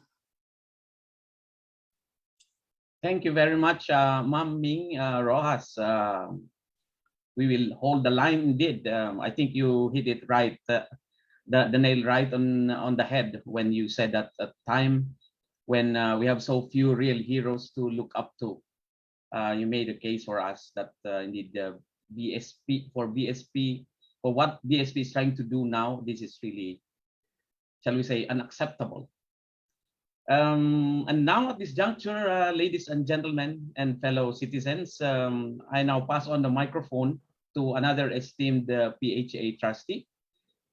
He is from the De La Salle University Department of History.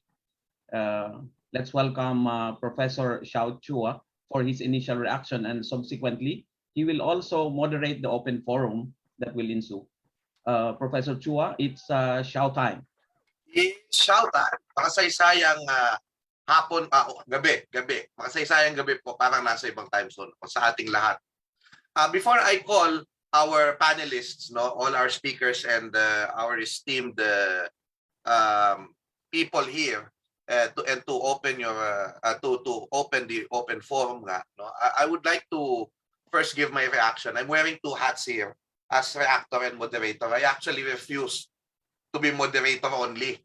I wanted to give some of my thoughts because I have seen, I made the research on how effective money is to our education about heroes. One, I will be quoting a survey made by the social weather stations in 2011. Okay, about they asked the question, sino-sino po ang mga taong kinikilala ninyong tunay na bayaning Pilipino? Maaari po ba kayo magbanggit ng hanggang 5 tao? Okay, so these are the answers, the top answers. If you're going to look at all the top 10, you're going to see that a lot of the people in history na may retention sila ay yung mga nasa pera. Of course, Jose Rizal, Andres Bonifacio, given na yan. Benigno, Cory, and Marcos, and surprisingly Marcos, 2011, dyan na nag-start yung sa marami yung yung disinformation. 2011 yan naglabasan yung mga videos. Nakikita natin na mayroon ng Ferdinand Marcos din. So, but if and magsaysay, but if you're going to look at all the others, nasa pera. Yun po yung makikita natin. And you're going to look at that, dito sa iba pa. Ayun, Manuel Rojas was there. Of course, you have si Melchor Aquino noon, nasa barya. Diosdado Macapagal, of course. Yun ang nakikita natin. So mukhang yung malaki yung bahagi ng pera dyan. Now, I made around this time, I made a similar survey among some urban poor, shall we say, urban poor POs. Ang tawag POs, these are these are people's organization leaders ng Urban Poor Associates. So I lectured to them a 4-session course on Philippine history. Itong mga urban poor leaders natin to help them frame their struggle as against the backdrop of Philippine history. And malawak po ang Urban Poor Associates. There were 45 POs in the meeting, and I was able to ask 39 females and 38 POs who answered the survey. Most of them are females. Some of them are males. They came from various parts of Metro Manila. And only 3 of them actually finished college. So if you're going to look at the survey that we did for the urban poor leaders, makikita natin na yung kanilang mga tao din na nakalagay ulit ay yung marami sa kanila yung nasa pera. No? Although they know some of the minor heroes, yung mga top talaga, sila yung nasa pera. Manuel Rojas, no? Ninoy Aquino, and the others. No? Mukhang hindi sumasama, ang hindi nakakasama yung nasa bill na 1,000. Ang iniisip ko lang, baka kasi hindi yun yung masyado nilang nakahawakan. But this was 2011. Okay? Of course, ngayon, maganda nga, it's actually, in a way, kumbaga, parang okay na rin nagkaroon ng ganitong issue sapagkat bigla in the public sphere na pag-usapan yung tatlo na bayani natin. So, yan po ang makikita na. So, kumabol pa si Sergio doon sa ano. Pero yun nga, magtataka ka, ang kilala nila usually si Josefa Yanez Escoda doon sa kapag Girl Scout of the Philippines. Yun talaga usually yung kanyang distinction.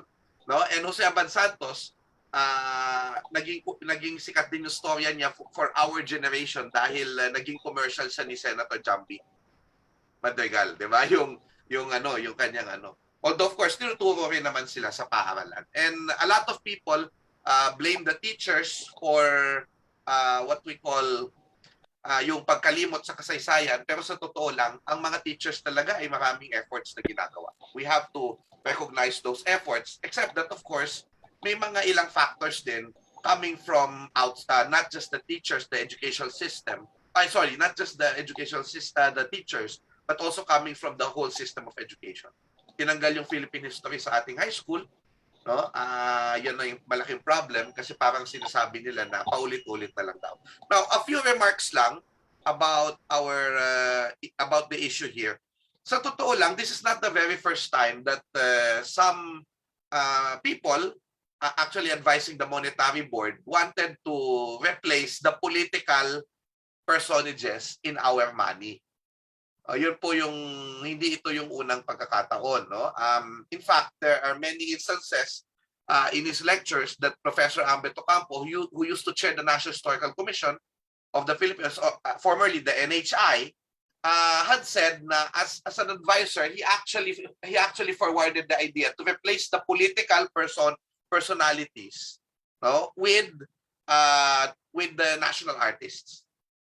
Kasi ang nangyayari daw dito ay, and this is shared by a lot of people, yung mga pera na yung mga politicians, mukha ng politicians na nasa pera actually gives undue advantage, in name recall for the families, no, ng mga personages na ito, no? And of course a lot of them are actually presidents. Si Estado Macapagal, Sergio Osmeña, no, Manuel Rojas, and then of course dati Ninoy Aquino was never a president, and of course sinama na lang yan si President Cory. So some people have advocated na dahil nasa politika pa yung mga personalidad na yung mga pamilyang ito ay dapat na palitan na lang. Pero yun na nga, ang nangyari kasi ay parang ang nauna nilang ang unang ginawang sample para doon sa polymer banknote ay 1,000, hindi naman politician.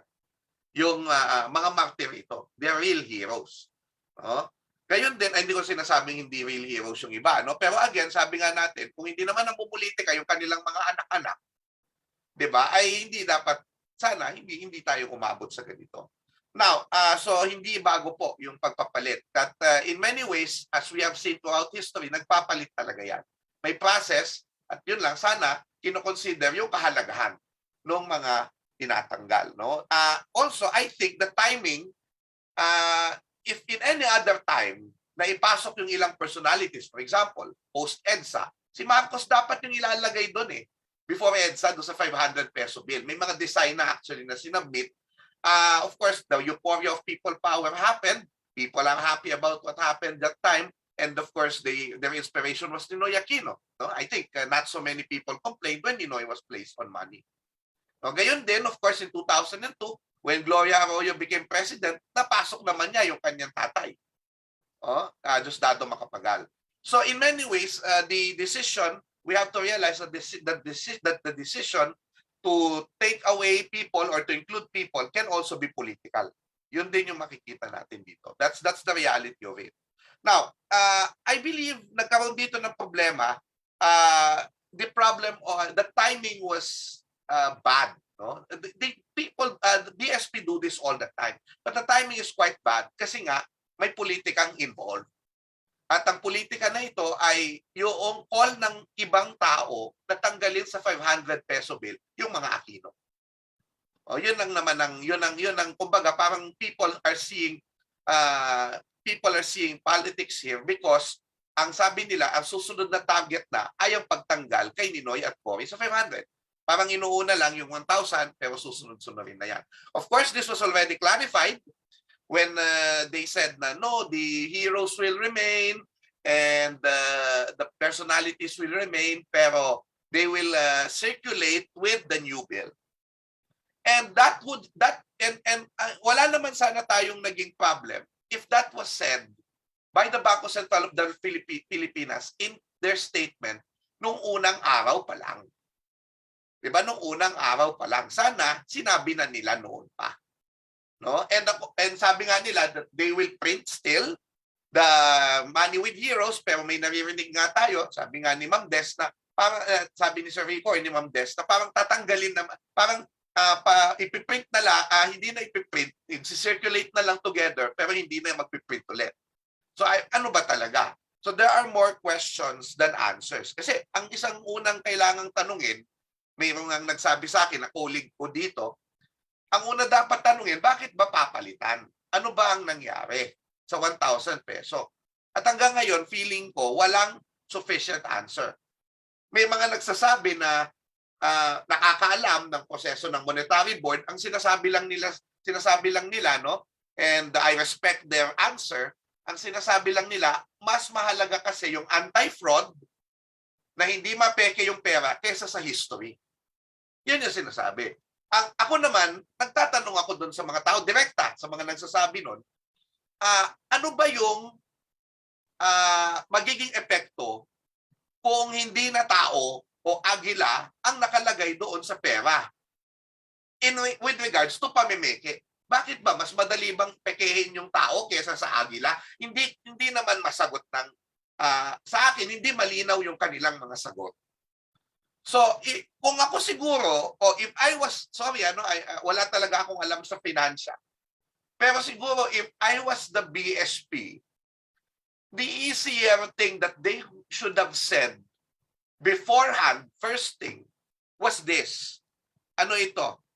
We have to have the polymer a different design because we have to test the polymer against the existing ones.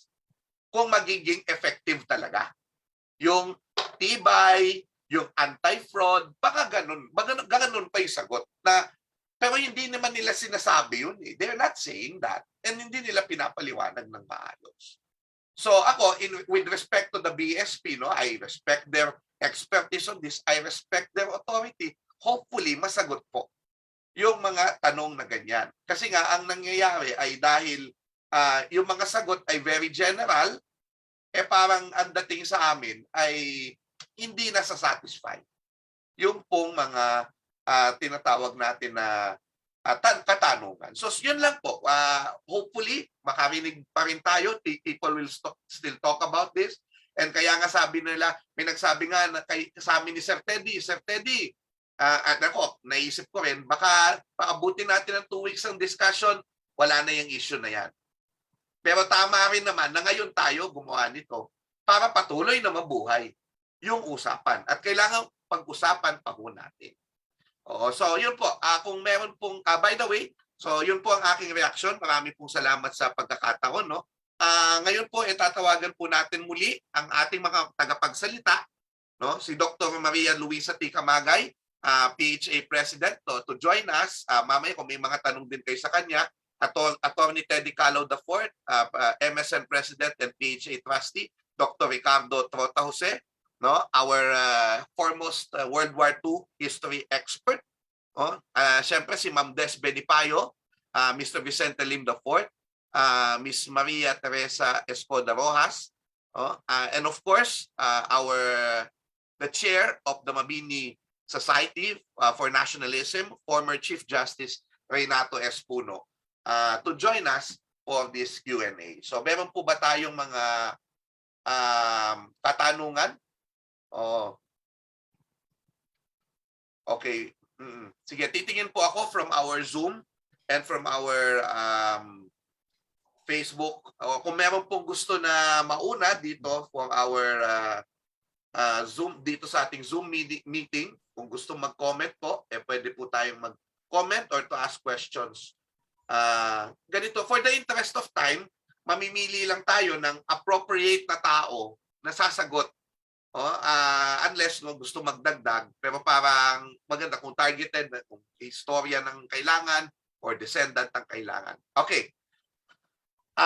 Justado Franco wants to say something. Mr. Franco here from PUP, thanks to Governor Benjamin Diokno. If not for him, there would not be a forum like this one that the Mabini Society initiated. Kudos to all who made this discussion possible. My question is, what does the design have to do with history? So, sino kayang makakasagot? What does the design have to do with history? Parang baka kailangan i-rephrase ng konti yung question kasi medyo vague. Sorry, I mean, para mapabilis ito, maybe you can rewrite your question. What does the design have to do with history? No, kasi pera naman yun. So, kung pera, pwede namang walang history. Ganun ba yun? No? But again, as we're saying, yan ay tool. No? Ayan, sabi naman ni Pedrito Nepomuceno, it must be free from political interference or influence to be insulated from politics, sabi. Professor So, Shao? sige po. Yes. Sir Teddy, please, you can comment. Maybe I've been listening intently to our others. Before any of them, I know, maybe I'd like to give my own initial reactions to the forum because frankly, it's been very enlightening what we've had this past 2 hours already. I'd just like to give 5 points I think has come out, particularly for those who are here on behalf of the Philippine Historical Association. I think this is no better example of the relevance of history because, you know, the rationale of BSP is basically one of two things. One, the main rationale supposedly is that the eagle is better than, will provide better protection in terms of design against counterfeiting. You know what? You can have the eagle behind it. And that's what we've been doing. So I don't see why that's the reason why we should take out the 3, given what they symbolize. The second has been highlighted by another historian who basically highlights that we should be taking out our heroes because they may provide undue advantage to certain families because nga, you know, pinapopoliticize yung bills. But in this case, are the 3 heroes involved families of politicians? They're not. As a matter of fact, one reason why they should be on the bill is because of nga, they are not just heroic martyrs, but perfect examples of quiet leadership. So my view is, first of 5 things I want to highlight is, frankly, you know, this is for PHA and for other historical organizations, local historical committees. This demonstrates the relevance of our profession. Why is that? Well, if you fuse what we talk about at Mabini Society and the historian and the discipline of history, it goes down to one word. It's identity. These 3 define who we should be as Filipinos. And I'm struck that no one in BSP, you know, they say na, you know, we should take them out because they're politicians. They're not politicians. They're not. Okay, so that goes to my first takeaway. In my view, the ones who should be deciding who should be on bills should first and foremost be historians and those involved in history, not political leaders. Maybe we can move forward to a time when we can actually consult those in the discipline, right? Not just 1, not just 2, but the historical profession. And I think we, in speaking in my second hat as a Mabini Society, I think we would support PHA in if it ever comes to a stand to promote the dialogue as to who should be not just on bills but coins, and who should we be properly memorializing inclusively, not just Christian leaders but also Muslim leaders, those from the south, those from the north. There are so many unsung heroes that we can, in our postage stamps, for example, memorialize. And I think that the historical profession should lead the way in that. And I think those in the Mabini Society, we would support that if historians take a more active role in providing an inclusive list of leaders. So that's the first takeaway that I want to highlight. The second is that also speaking as part of Mabini Society, I think we would be in a position to join the historical profession and those who are interested in history in pushing that this be stopped. We already have the change petition of DES. Another petition that has not been highlighted too much is Dr. Jose's history department. It is now the official position of the University of the Philippines. It has been adopted by the entire university. Okay, that something like this should be stopped. And if PHA also adopts it, I would also, in my capacity as MSN president, recommend it to our board of trustees that we support your position. So that's another takeaway. Also, I'd also want to highlight that what we got today, especially from the three relatives, descendants of our heroes, is something that struck me as something that should be widely circulated. So I will be in our next Board of Trustees meeting, I will be proposing to the board that since this is recorded, that we transcribe the proceedings, and that I would be inviting the descendants, if they want to share materials, that we can put that in a journal form. There's also one last point I want to highlight. Para tapos na on my end, Xiao, I think this is most important for me. It's been highlighted that we should be holding the line. I think by Ming, right? I agree with Ming to a certain extent. We're actually related. I agree with Ming to a certain extent, but for me, it's from looking at what I also agree kasi with Vinci that so many Filipinos, for some reason or another, are ignorant about this, about something that we should know, right? It's not just holding the line, and that's why again PHA is so relevant. And that's why we have so much work cut out for us in MSN. It's not just holding the line. So many Filipinos are not aware of important concepts like this. And so for me, it's not holding the line. It's in the words of the poet Dylan Thomas, it's rage. It's rage against the dying of the light, because previous to us, people like Jose Abad Santos, people like Vicente Lim, they knew this. They knew this. Pero saan tayo ngayon? Tingnan mo yung diskurso natin sa sa Facebook, 'di ba? Tingnan mo or whatever social media. The concepts that our heroes cherish, they have to be real. We really have to push it.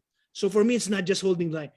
We have to rage against the dying of this light, because this light is worth keeping. Thank you. Salamat, Sir Teddy. Meron po bang ibang gustong magkomento from our panelists? Oh, I know, I'm very interested. I know that he is also giving us the closing remarks, pero I'm interested in what the former Chief Justice Reynato Puno, a person I deeply admire, that can tell us about the proceedings that is just happening now. Yeah, thank you very much, Professor Xiao. I saw one question in the chat box asking for the legal basis for the action taken by BSP. That's a good question to grapple down to the ground. I like to think that this power is really given to the BSP if we examine its charter. So there is no question about the power of the BSP to issue or reissue this kind of notes, and perhaps to change the design. The problem is that we now see that the power may not be exercised in a manner that is in accord with the preservation of our values as citizens of the country. So how do we remedy this kind of a lapse on the part of the BSP? How do we check the exercise of this kind of power, especially when we are now nourishing this fear that the future actions may be colored by politics? So in order to avoid that possibility, perhaps there should be, maybe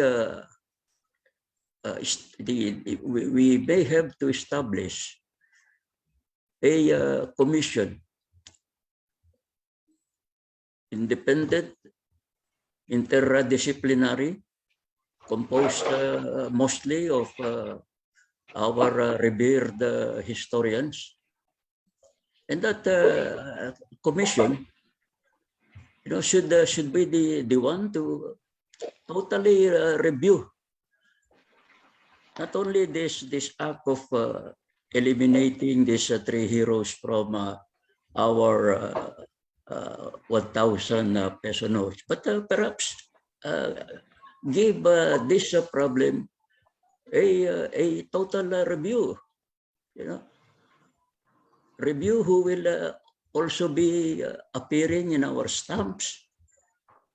Review the heroes who will be the object of monuments all over our country.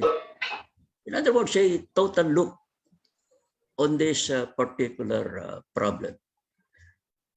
That to me should be a step forward. Ayun, maraming salamat, Chief Justice. You're saying that there should be a committee composed of various people, sectors, to review who's going to be in the money. I think Dr. Jose Victor Torres of the De La Salle University History Department, my colleague, has very something interesting to say. He recently authored an Esquire article about the issue. Dr. Vic. Hi, can you hear me? Ciao? Yes. Yeah. Yes. Good evening to everyone. You have to excuse me, I can't open my video cam because I'm at home, and whenever you're at home, you're really dressed pambahay lang. But I'd just like to share some of the insights.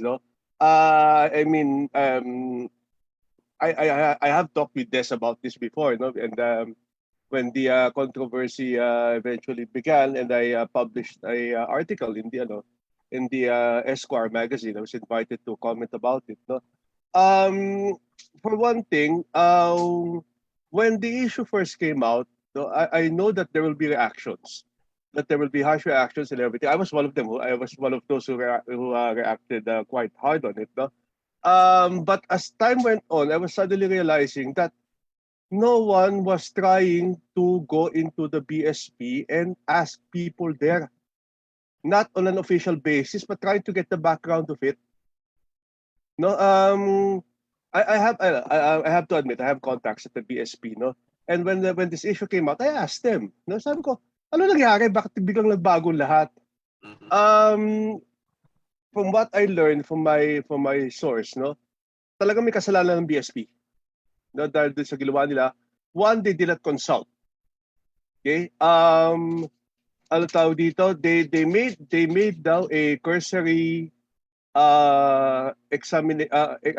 consultation with the numismatics, which was part, of course, of the group that determines the images, no, on the bill.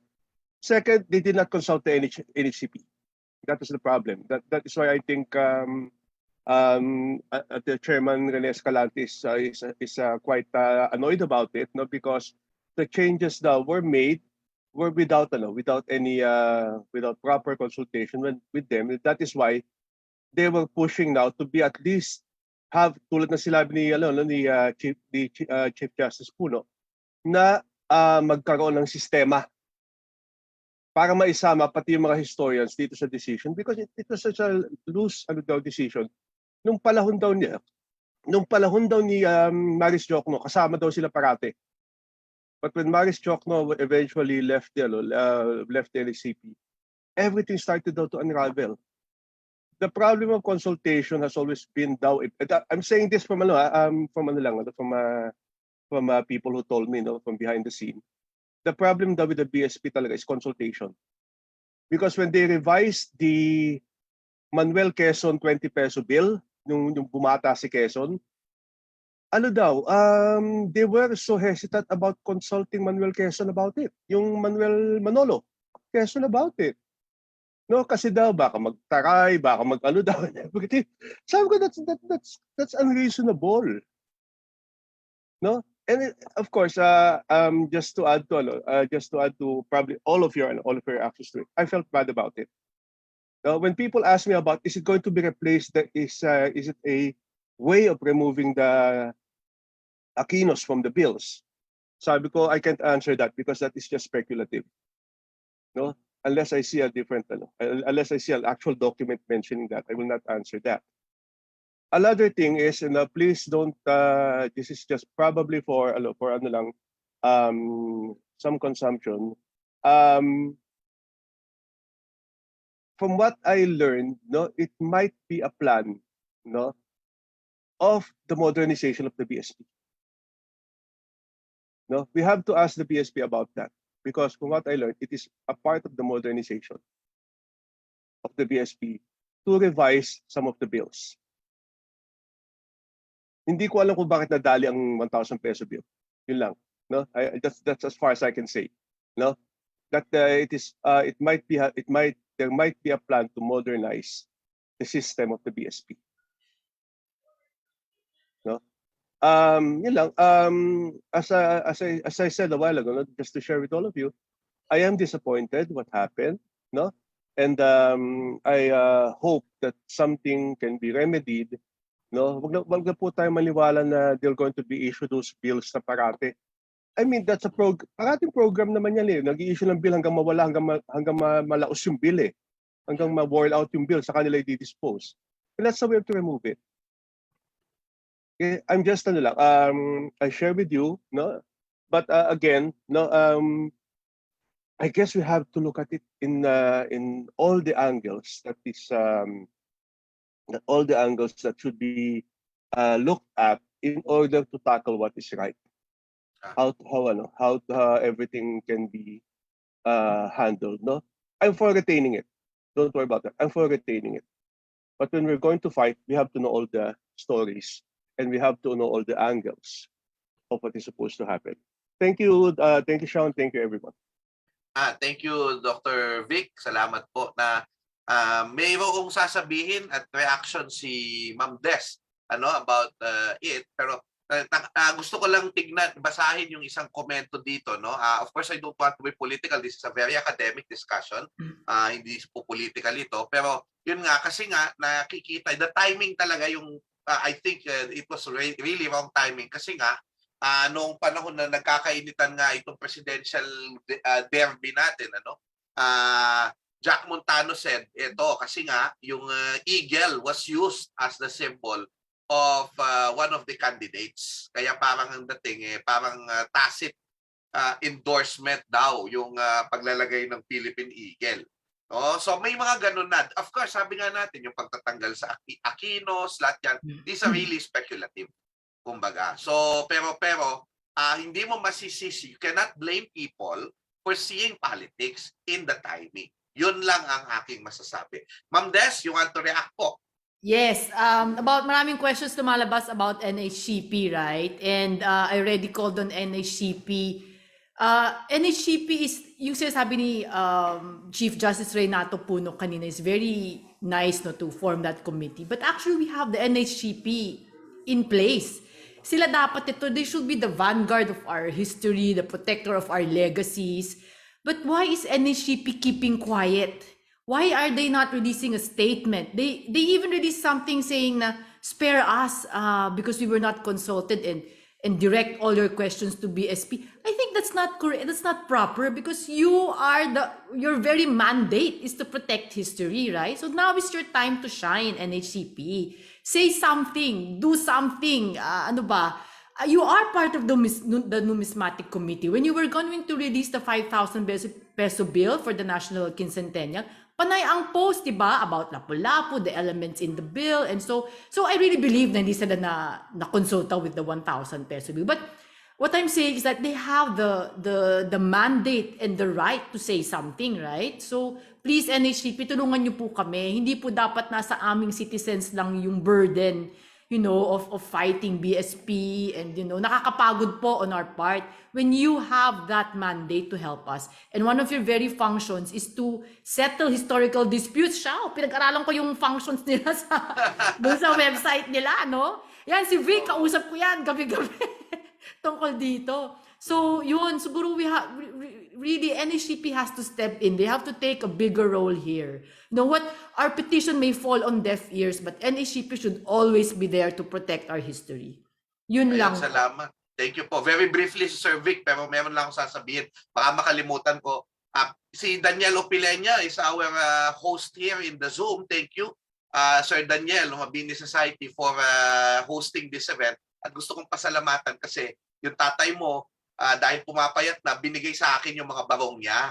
Kaya itong barong na suot ko ay galing kay Attorney Saulo Pilenya Jr., yung tatay ni Daniel, who is also a historian. Si Daniel ay author na rin.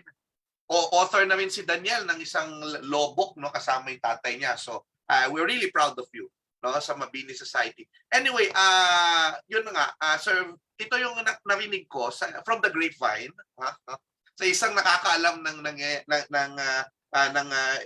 ins and out of monetary board. Hindi daw kinonsulta ang NHCP kasi wala namang kinalamang history doon sa redesign. Sinasabi nila, ang kinonsulta doon baka yung mga scientists kasi nga Philippine Eagle.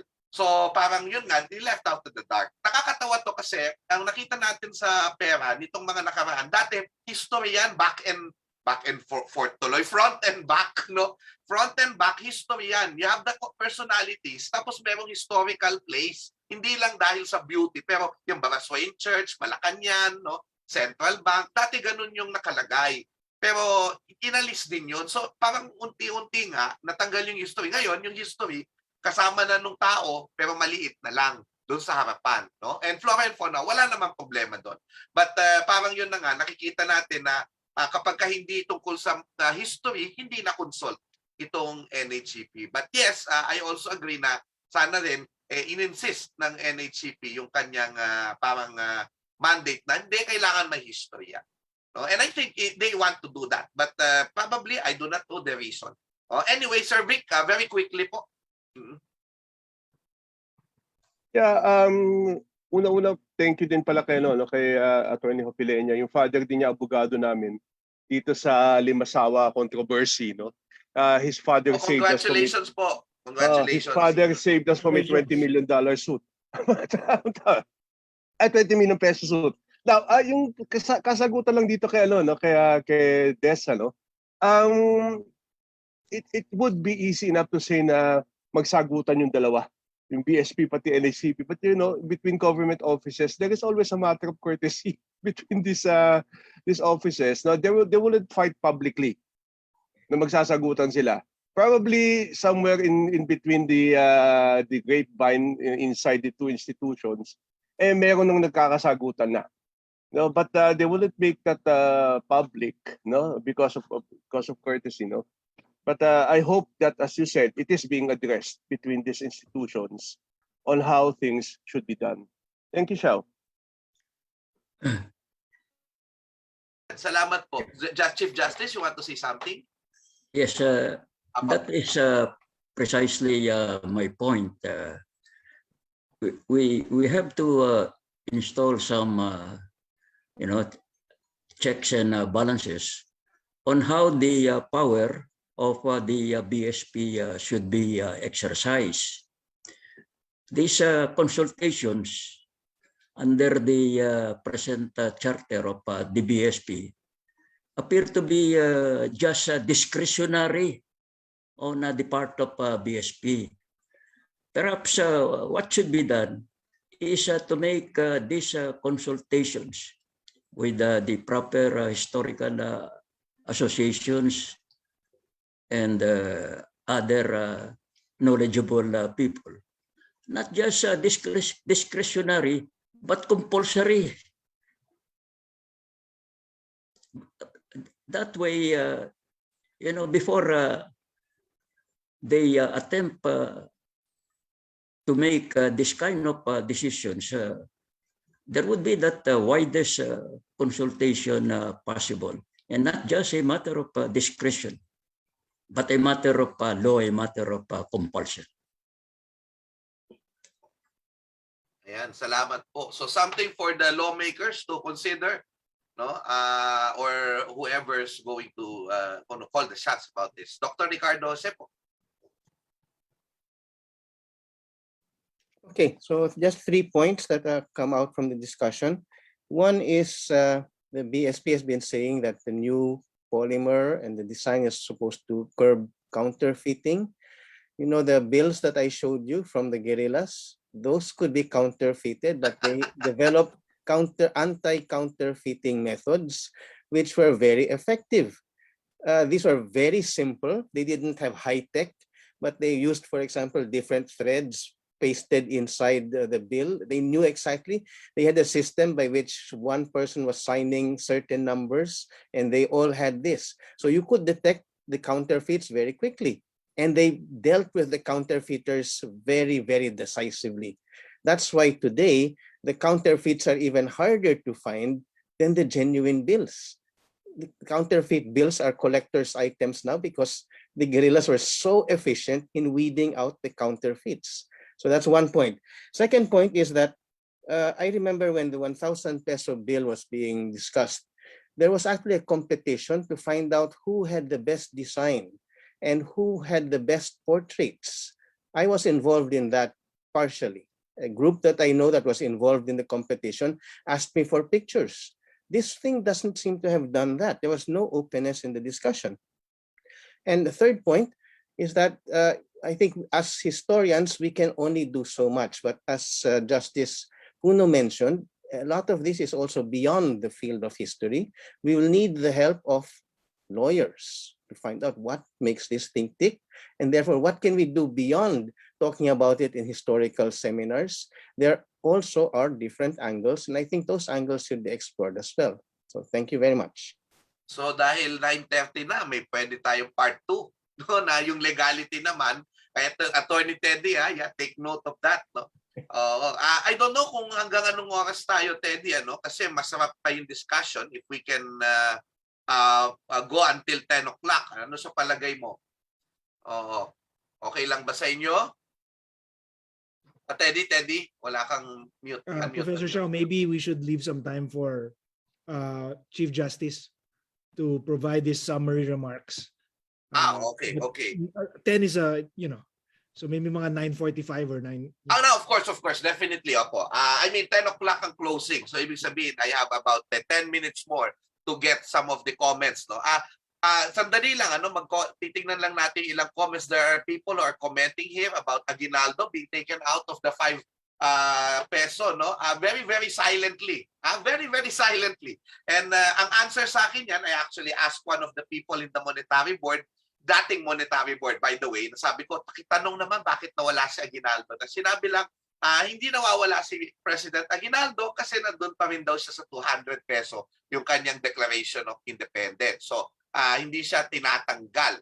Yun ang kanilang sagot. No? Of course, kayo na lang bahala na mag-judge doon. Ano? Gayon din, merong komento. So, thank you sa mga nagkomento. Si Leo Angelo de Castro and all of that. Salamat din, Glendale Jango. Hindi ko mababasa lahat ng comments. No? Napakaganda. Basahin nyo na lang kung dito sa mga nasa Zoom. We have 100 participants and I think about 25 to 30 live in our FB Live Mabini Society. No? Gayon, ano? Thank you Michelangelo Yoder for your comments. Salamat po, no? Justado Franco and Joel Sarmenta, our good friend, also an educator. Meron siya sinabi dito, a country with a lot of fauna on its coinage and bills is Papua New Guinea. But if you think of it, they are such a young nation, they do not have enough heroes and historical personalities. Baka buhay pa yung mga fathers of the nation nila to put on their money. I bet in the future they will be putting heroes. Baliktad naman. So thank you so much. No, Joseph Harold Santiago posted here yung tula na ni-refer ni Attorney Teddy dito. Actually, paborito nating mga freedom fighters ito. Rage against dying of the light. Do not go gently into the good night. No? Ayun po, no? Tristan Miguel Osteria, in the US, their coins contain specific places, individual US states and territories in their bills, personalities also like in ours. Pero yun na nga, I told you earlier, the context ngayon, dalawa na, may history, may flora and fauna. Dati puro historical halos. Yan, ano? Okay, so, Romel Menoria said, may legal basis po ba ang characters na dapat gamitin sa banknotes? What will be the effect to the socio-cultural identity of the Philippines if this issue will be put on legislation? By the way, may gusto akong Sir Teddy, I want to connect this kasi may issue about people wanting to formalize the national hero. Diba? Kasi there is no law that makes Jose Rizal the national hero of the Philippines. Well, no declaration whatsoever. And I think, for me, it's very dangerous to legislate heroes. Kasi when you legislate, yung heroism ng mga tao, ay ano yan by public acclamation yan Rizal is a hero, Bonifacio in one level, even Aguinaldo. Is this because there are some sectors of society who recognize them. No? And ang problema dyan, when you legislate hero, if you have a few numbers in Congress, any Tom, Dick, and Harry can be a hero. And that's happening in other ways, like, burying them in the libingan ng mga bayani. Anyway, whatever that is. No? Attorney Teddy, what do you think about, siguro tama, a committee? Ano kaya ang magandang legal legislation or legal remedy doon sa para makita kung paano yung proseso nitong ano yung nakikita mo ngayon just by ngayon, no? Ano yung nakikita mo na pwedeng set up ng committee na ito? And does it have to be legislated o pwedeng may executive order na lang? What do you think? Well, just from me, first, as to your comments, I've always highlighted that any list of heroes should be inclusive. Yes, there are, you have Jose Rizal, but you have so many heroes that are not heard of, which Vinci has highlighted, that we can keep adding. And I think the primary initiative in that regard should not be the government. It should be associations like PHA, and so that we can move forward within what I think is also Chief Justice Ray's what Chief Justice Ray wanted to highlight. The results of this dialogue should be formalized. So it's not just consultation. There should be a good faith effort to integrate whatever dialogue we create in this space, in this academic space, not just historians, but those who have a stake in our identity, so that the BSP or the Philippine Postal Corporation or whoever listens, that process can be designed. So with that in mind, going to what Dr. Jose has stated, I think we speaking in my hat as a MSN, we have quite a number of lawyers. We can reach out to other associations like you, your Professor Shao and Chief Justice Ray in the Knights of Rizal. There's also a lot of lawyers there. As a matter of fact, many of them are justices, di ba? So we can get together a panel, a legal panel, to further thresh out these issues. Starting out with, I think, the father of one of our officers who you highlighted, Professor Shao, si Attorney Solo Filenya. That's a perfect example of defending what is real history. For those of the audience who don't know, the father of Daniel Ofilenya, one of our officers, our director for social engagement, is Attorney Solo Filenya, a historian in his own right, great books. He had to come in pro bono to defend historians who were sued by somebody who was, trying to promote fake news, and all because of his version of where the first mass of Limasawa, he didn't like what was the consensus. There are many lawyers like that. On MSN's part, we can start creating a panel so that we can work with PHA and other historical societies, so that we can provide advice also on a pro bono capacity. I think that's how we can move forward. Maraming pong salamat. Now, I would like to read something about Jonathan Capulas Balsamo, the Honorable Secretary of the Philippine Historical Association, who is also part of the Culture and Arts Office of Valenzuela, City of Valenzuela. Sabi niya, pinaalala niya sa akin, siya may error din sa Pio Valenzuela commemorative coin. Sabi ng BSP, they consulted NHCP, but NHCP denied that they were consulted. Ano po yung error na ito, no? They placed a quote supposedly from Pio Valenzuela, but was actually coming from Jose Rizal during his discussion with Pio Valenzuela. So parang alam mo na nahimik na lang yung Valenzuela family, yung para hindi na lang kumbaga lumaki kasi salamat naman at may coin si Pio, pero sa totoo lang may malaking error nga yun. So hindi daw na-konsulta. So may ganyang mga lapses, I think, and dapat mas strengthen yung yung ilan sa mga ilan sa mga systems na ito. Now anyway, I would like to read just a few more, two more comments. Tumingin na rin ako, walang masyadong comments sa ating Facebook, puro mga pagbati sa atin. Marami daw salamat sa ating ginagawa ngayon. I would like to particularly mention Noela Orozco, Noela Mai Orozco, no? Hello, love. And also my mother Vilma Briones Chua, no? Maraming salamat. So Maricel Diaz, Maricel Diaz of the National Library is also with us. Maria Rodora Agustin, Egay de la Cruz, the most beautiful words are written on behalf or in behalf of those who died for their country. Kier Balasa, thank you, President Calao. That's very insightful. We also have our good friend here, the PHA board member, Wensley Reyes. Maraming salamat. Jojo Fornesa, Joshua Tabor, JC Nasila, thank you so much. Kier Balasa, Odad Melegrito, salamat po sa inyong pagkomento. Gayun din, I would like to read something. May mga jokes na dito kasi sobrang serious natin. Medyo kailangan natin mag-joke ng konti. Sabi ni Cleo Kimberly Tantoco, buti pa ang pera, may tao. Pero ang tao, wala pera.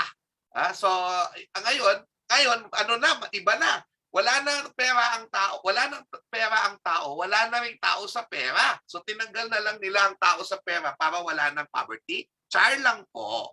Ayan. Tapos sabi naman, ni Joel Sarmenta, ito very academic joke. No? Thanks, Shao. Let me end with a joke. Not having historical personalities to put on their bills, Papua New Guinea put in their highest denomination bill, 50 kina, the image of Michael Sumer, who is their founder, gaining independence from UK, Australia in 1975. While Michael Sumer was still very much alive, he died only recently. Once at an airport entering Australia, some ignorant customs were bullying him for not carrying any other identification other than his passport. Michael Sumer pulled out a 60 kina note and said, "Do you see that face? That's me." No? So, nakakatuwa yan. So, yan. Again, hindi ko nabasa lahat ng comments, no? But Felix Bernal said thank you. And Sir Vic said also, thank you for the interesting discussion. Have to sign out. Leo Angelo De Castro, ang dami ko pong nasagap ng insight. Salamat po sa discussion. and forum. Sorry po sa hindi ko na-recognize, but thank you, thank you, thank you. I would now like to call, first of all, siguro, for some brief remarks for this program, last remarks for this program, the President of the Philippine Historical Association, Dr. Maria Luisa Camagay. Nandito pa ba si ma'am? Baka nag-sign out na rin. Oo, nag-sign out na siguro. Hindi. Ayan, ma'am. Hello po. Hi. Okay. I would like to give the floor to Reynato Puno. Can we hear words from him? Siya po ang ano Please. natin. Siya ang iuhuli po natin. Yeah, let us give him the last words. Apo. Ano lang. Sige, isa-isahin ko lang kung meron pa si Sir Teddy Calao. Just to thank everyone for attending, and we will be asking you for permission because I'll be recommending to our Board of Trustees to transcribe this. So we'll be asking your permission because we're going to publish the. Hopefully we can publish this transcript. And finally po, this has been recorded in our Facebook page. If you can please forward so we can get more education on this, and hopefully more will sign the petition of this. Thank you, everyone. Salamat po. Ngayon naman po, tinatawagan din natin yung ating mga, si Dr. Jose. Dr. Jose. Okay, thank you. Wala na siguro kung madadagdag. I think I've mentioned it all. Everything has been discussed. But thank you for your interest, and thank you very much for your concern. Again, this is not just a job. This is not a fight for historians, but it's fight of all of us. Kasama tayo lahat dito. So maraming salamat. Ingat kayong lahat, and belated Merry Christmas and Happy New Year. And may we indeed have a very fruitful 2022. Salamat po. Makasaysayang Pasko at maginhawang bagong taon sa inyong lahat. From our descendants, Miss Des. Hi, ulitin ko lang po na sana mag-sign kayo ng petition natin sa change.org. Hindi ko po ito petition po ito ng overwhelming majority of the Filipino people. And kanina, Attorney Teddy, you said kung ano yung magagawa ng legal team or the lawyers to. Sana you can help me. Step 1 is just garnering all these signatures. Step 2 will be ihahain na natin sa kanila. Tulungan niyo po ako sa portion na yun. Not just me.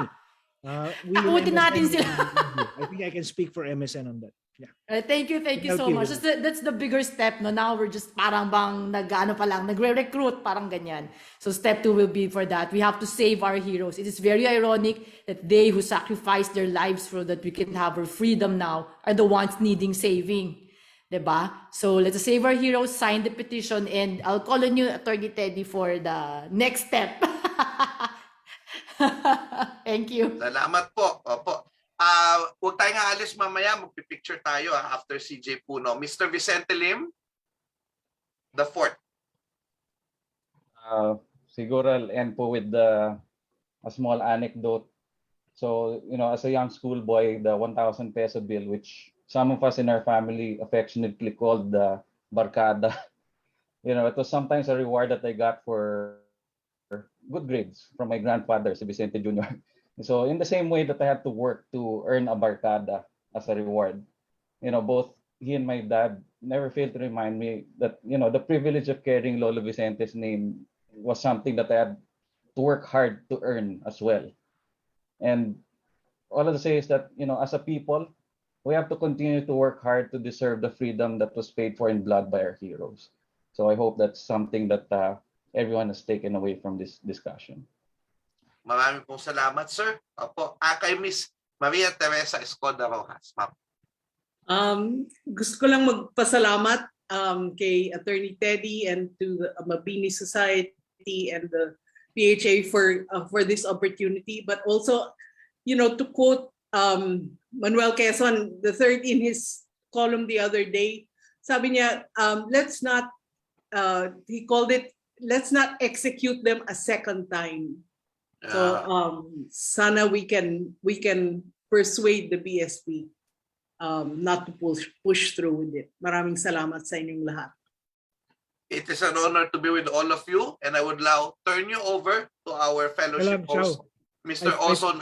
Yes, Papa. Yes, I forgot to, last na talaga to. I'm sorry, but I have to do this for both orgs. If you want to join the Philippine Historical Association, yes. best deal among orgs PHA, 1,000 pesos lifetime membership. Where can you get that kind of deal? Please, 1,000, di ba? Or is it tinaas na ba natin? Parang tinaas na yata natin. Oh, I think Pero mura pa rin. Mura pa rin. Yes, mura pa rin. Mura And pa rin. MSN, if you want to join us, just go to our Facebook pages of both organizations. That's it, truly. Thank you, everyone. Wow, thank you so much. No? We will now turn you over to the fellowship host, Mr. Oso Nazanza, for our concluding part of the program. Sir, thank you so much. Uy, si Reynato Puno. Thank you, Professor Chow. Okay. We are now. It has been quite a very colorful discussion. At some points, it is gut wrenching to listen to some of the words. But what is a better way to end this evening in an even more exciting fashion than to listen to our very own chairman of the Mabini Society for Nationhood, our past Grand Master of Philippine Masons, former Chief Justice Reynato Puno. Mr. Chairman, please.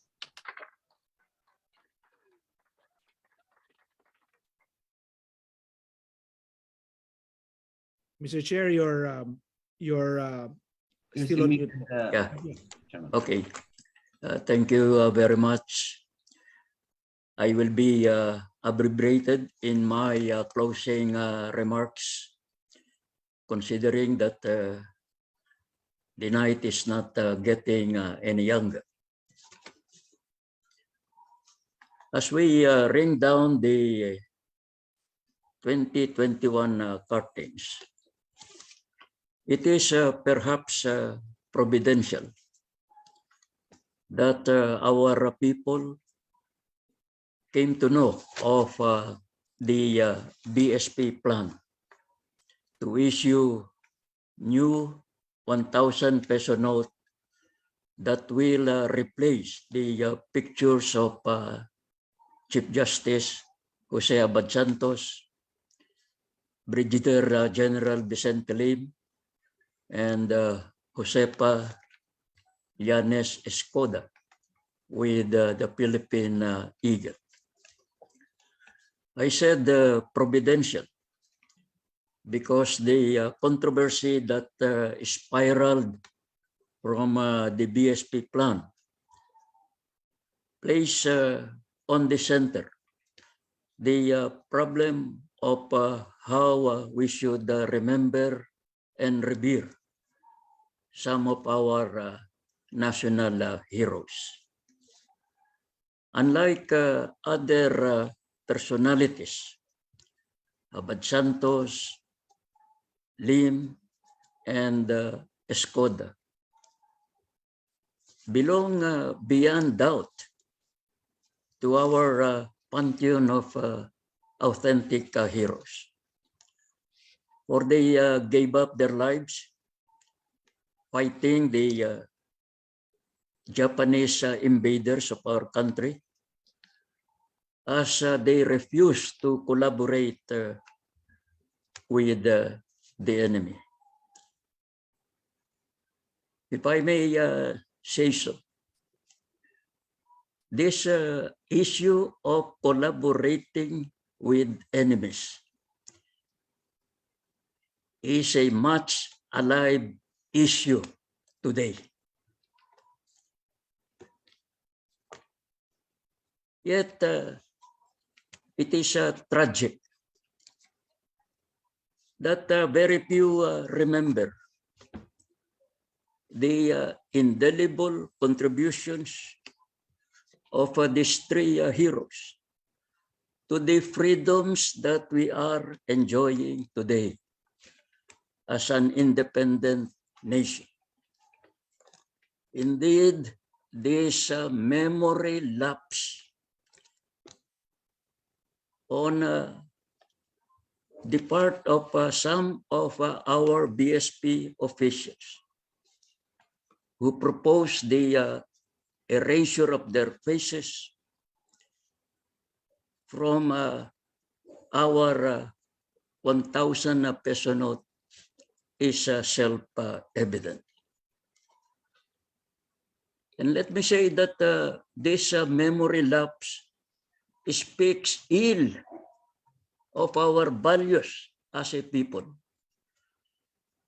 It is a sad commentary of a damaged culture where we find enthroned some false heroes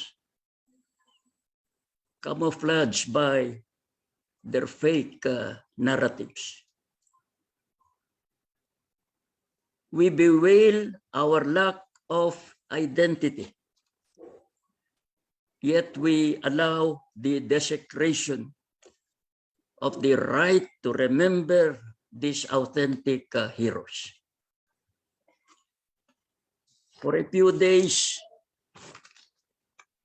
the desecration was denounced in the mainline and the social media. I was hoping that it will catch fire and that a restudy of the lives of these three heroes will show how we have betrayed their expectations, how poor we are as an image of them. Regretfully, the attention it received was no more than a tempest in a teapot.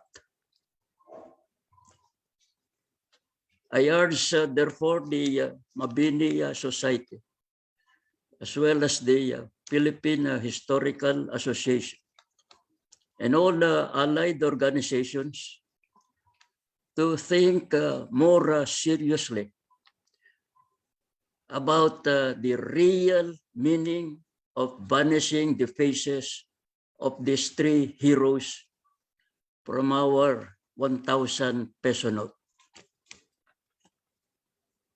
Let us not kill them a second time by forgetting them through an amnesia that is being forced on us, regretfully, by some of our authorities.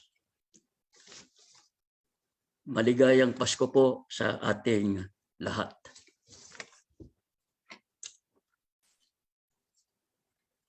Thank you very much, Chairman Reynato Puno.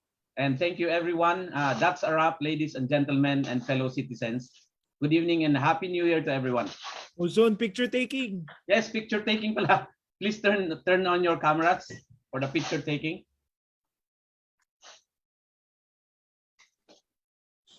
Okay, here we go.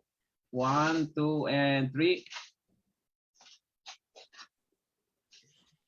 Thank you very much, everyone. Pengeng kopya. We'll try to post it po. All right. Thank you. Justice So, Puno. thank you. Happy Ma'am Malu, everyone. hello. Ma'am Malu, Hello, thank you. Hello. Kamusta? Thank you for attending. We will all be together in this one. Yeah. Kasama-sama Salamat po. tayo, kapit-bisig. Yes. And UP has adopted na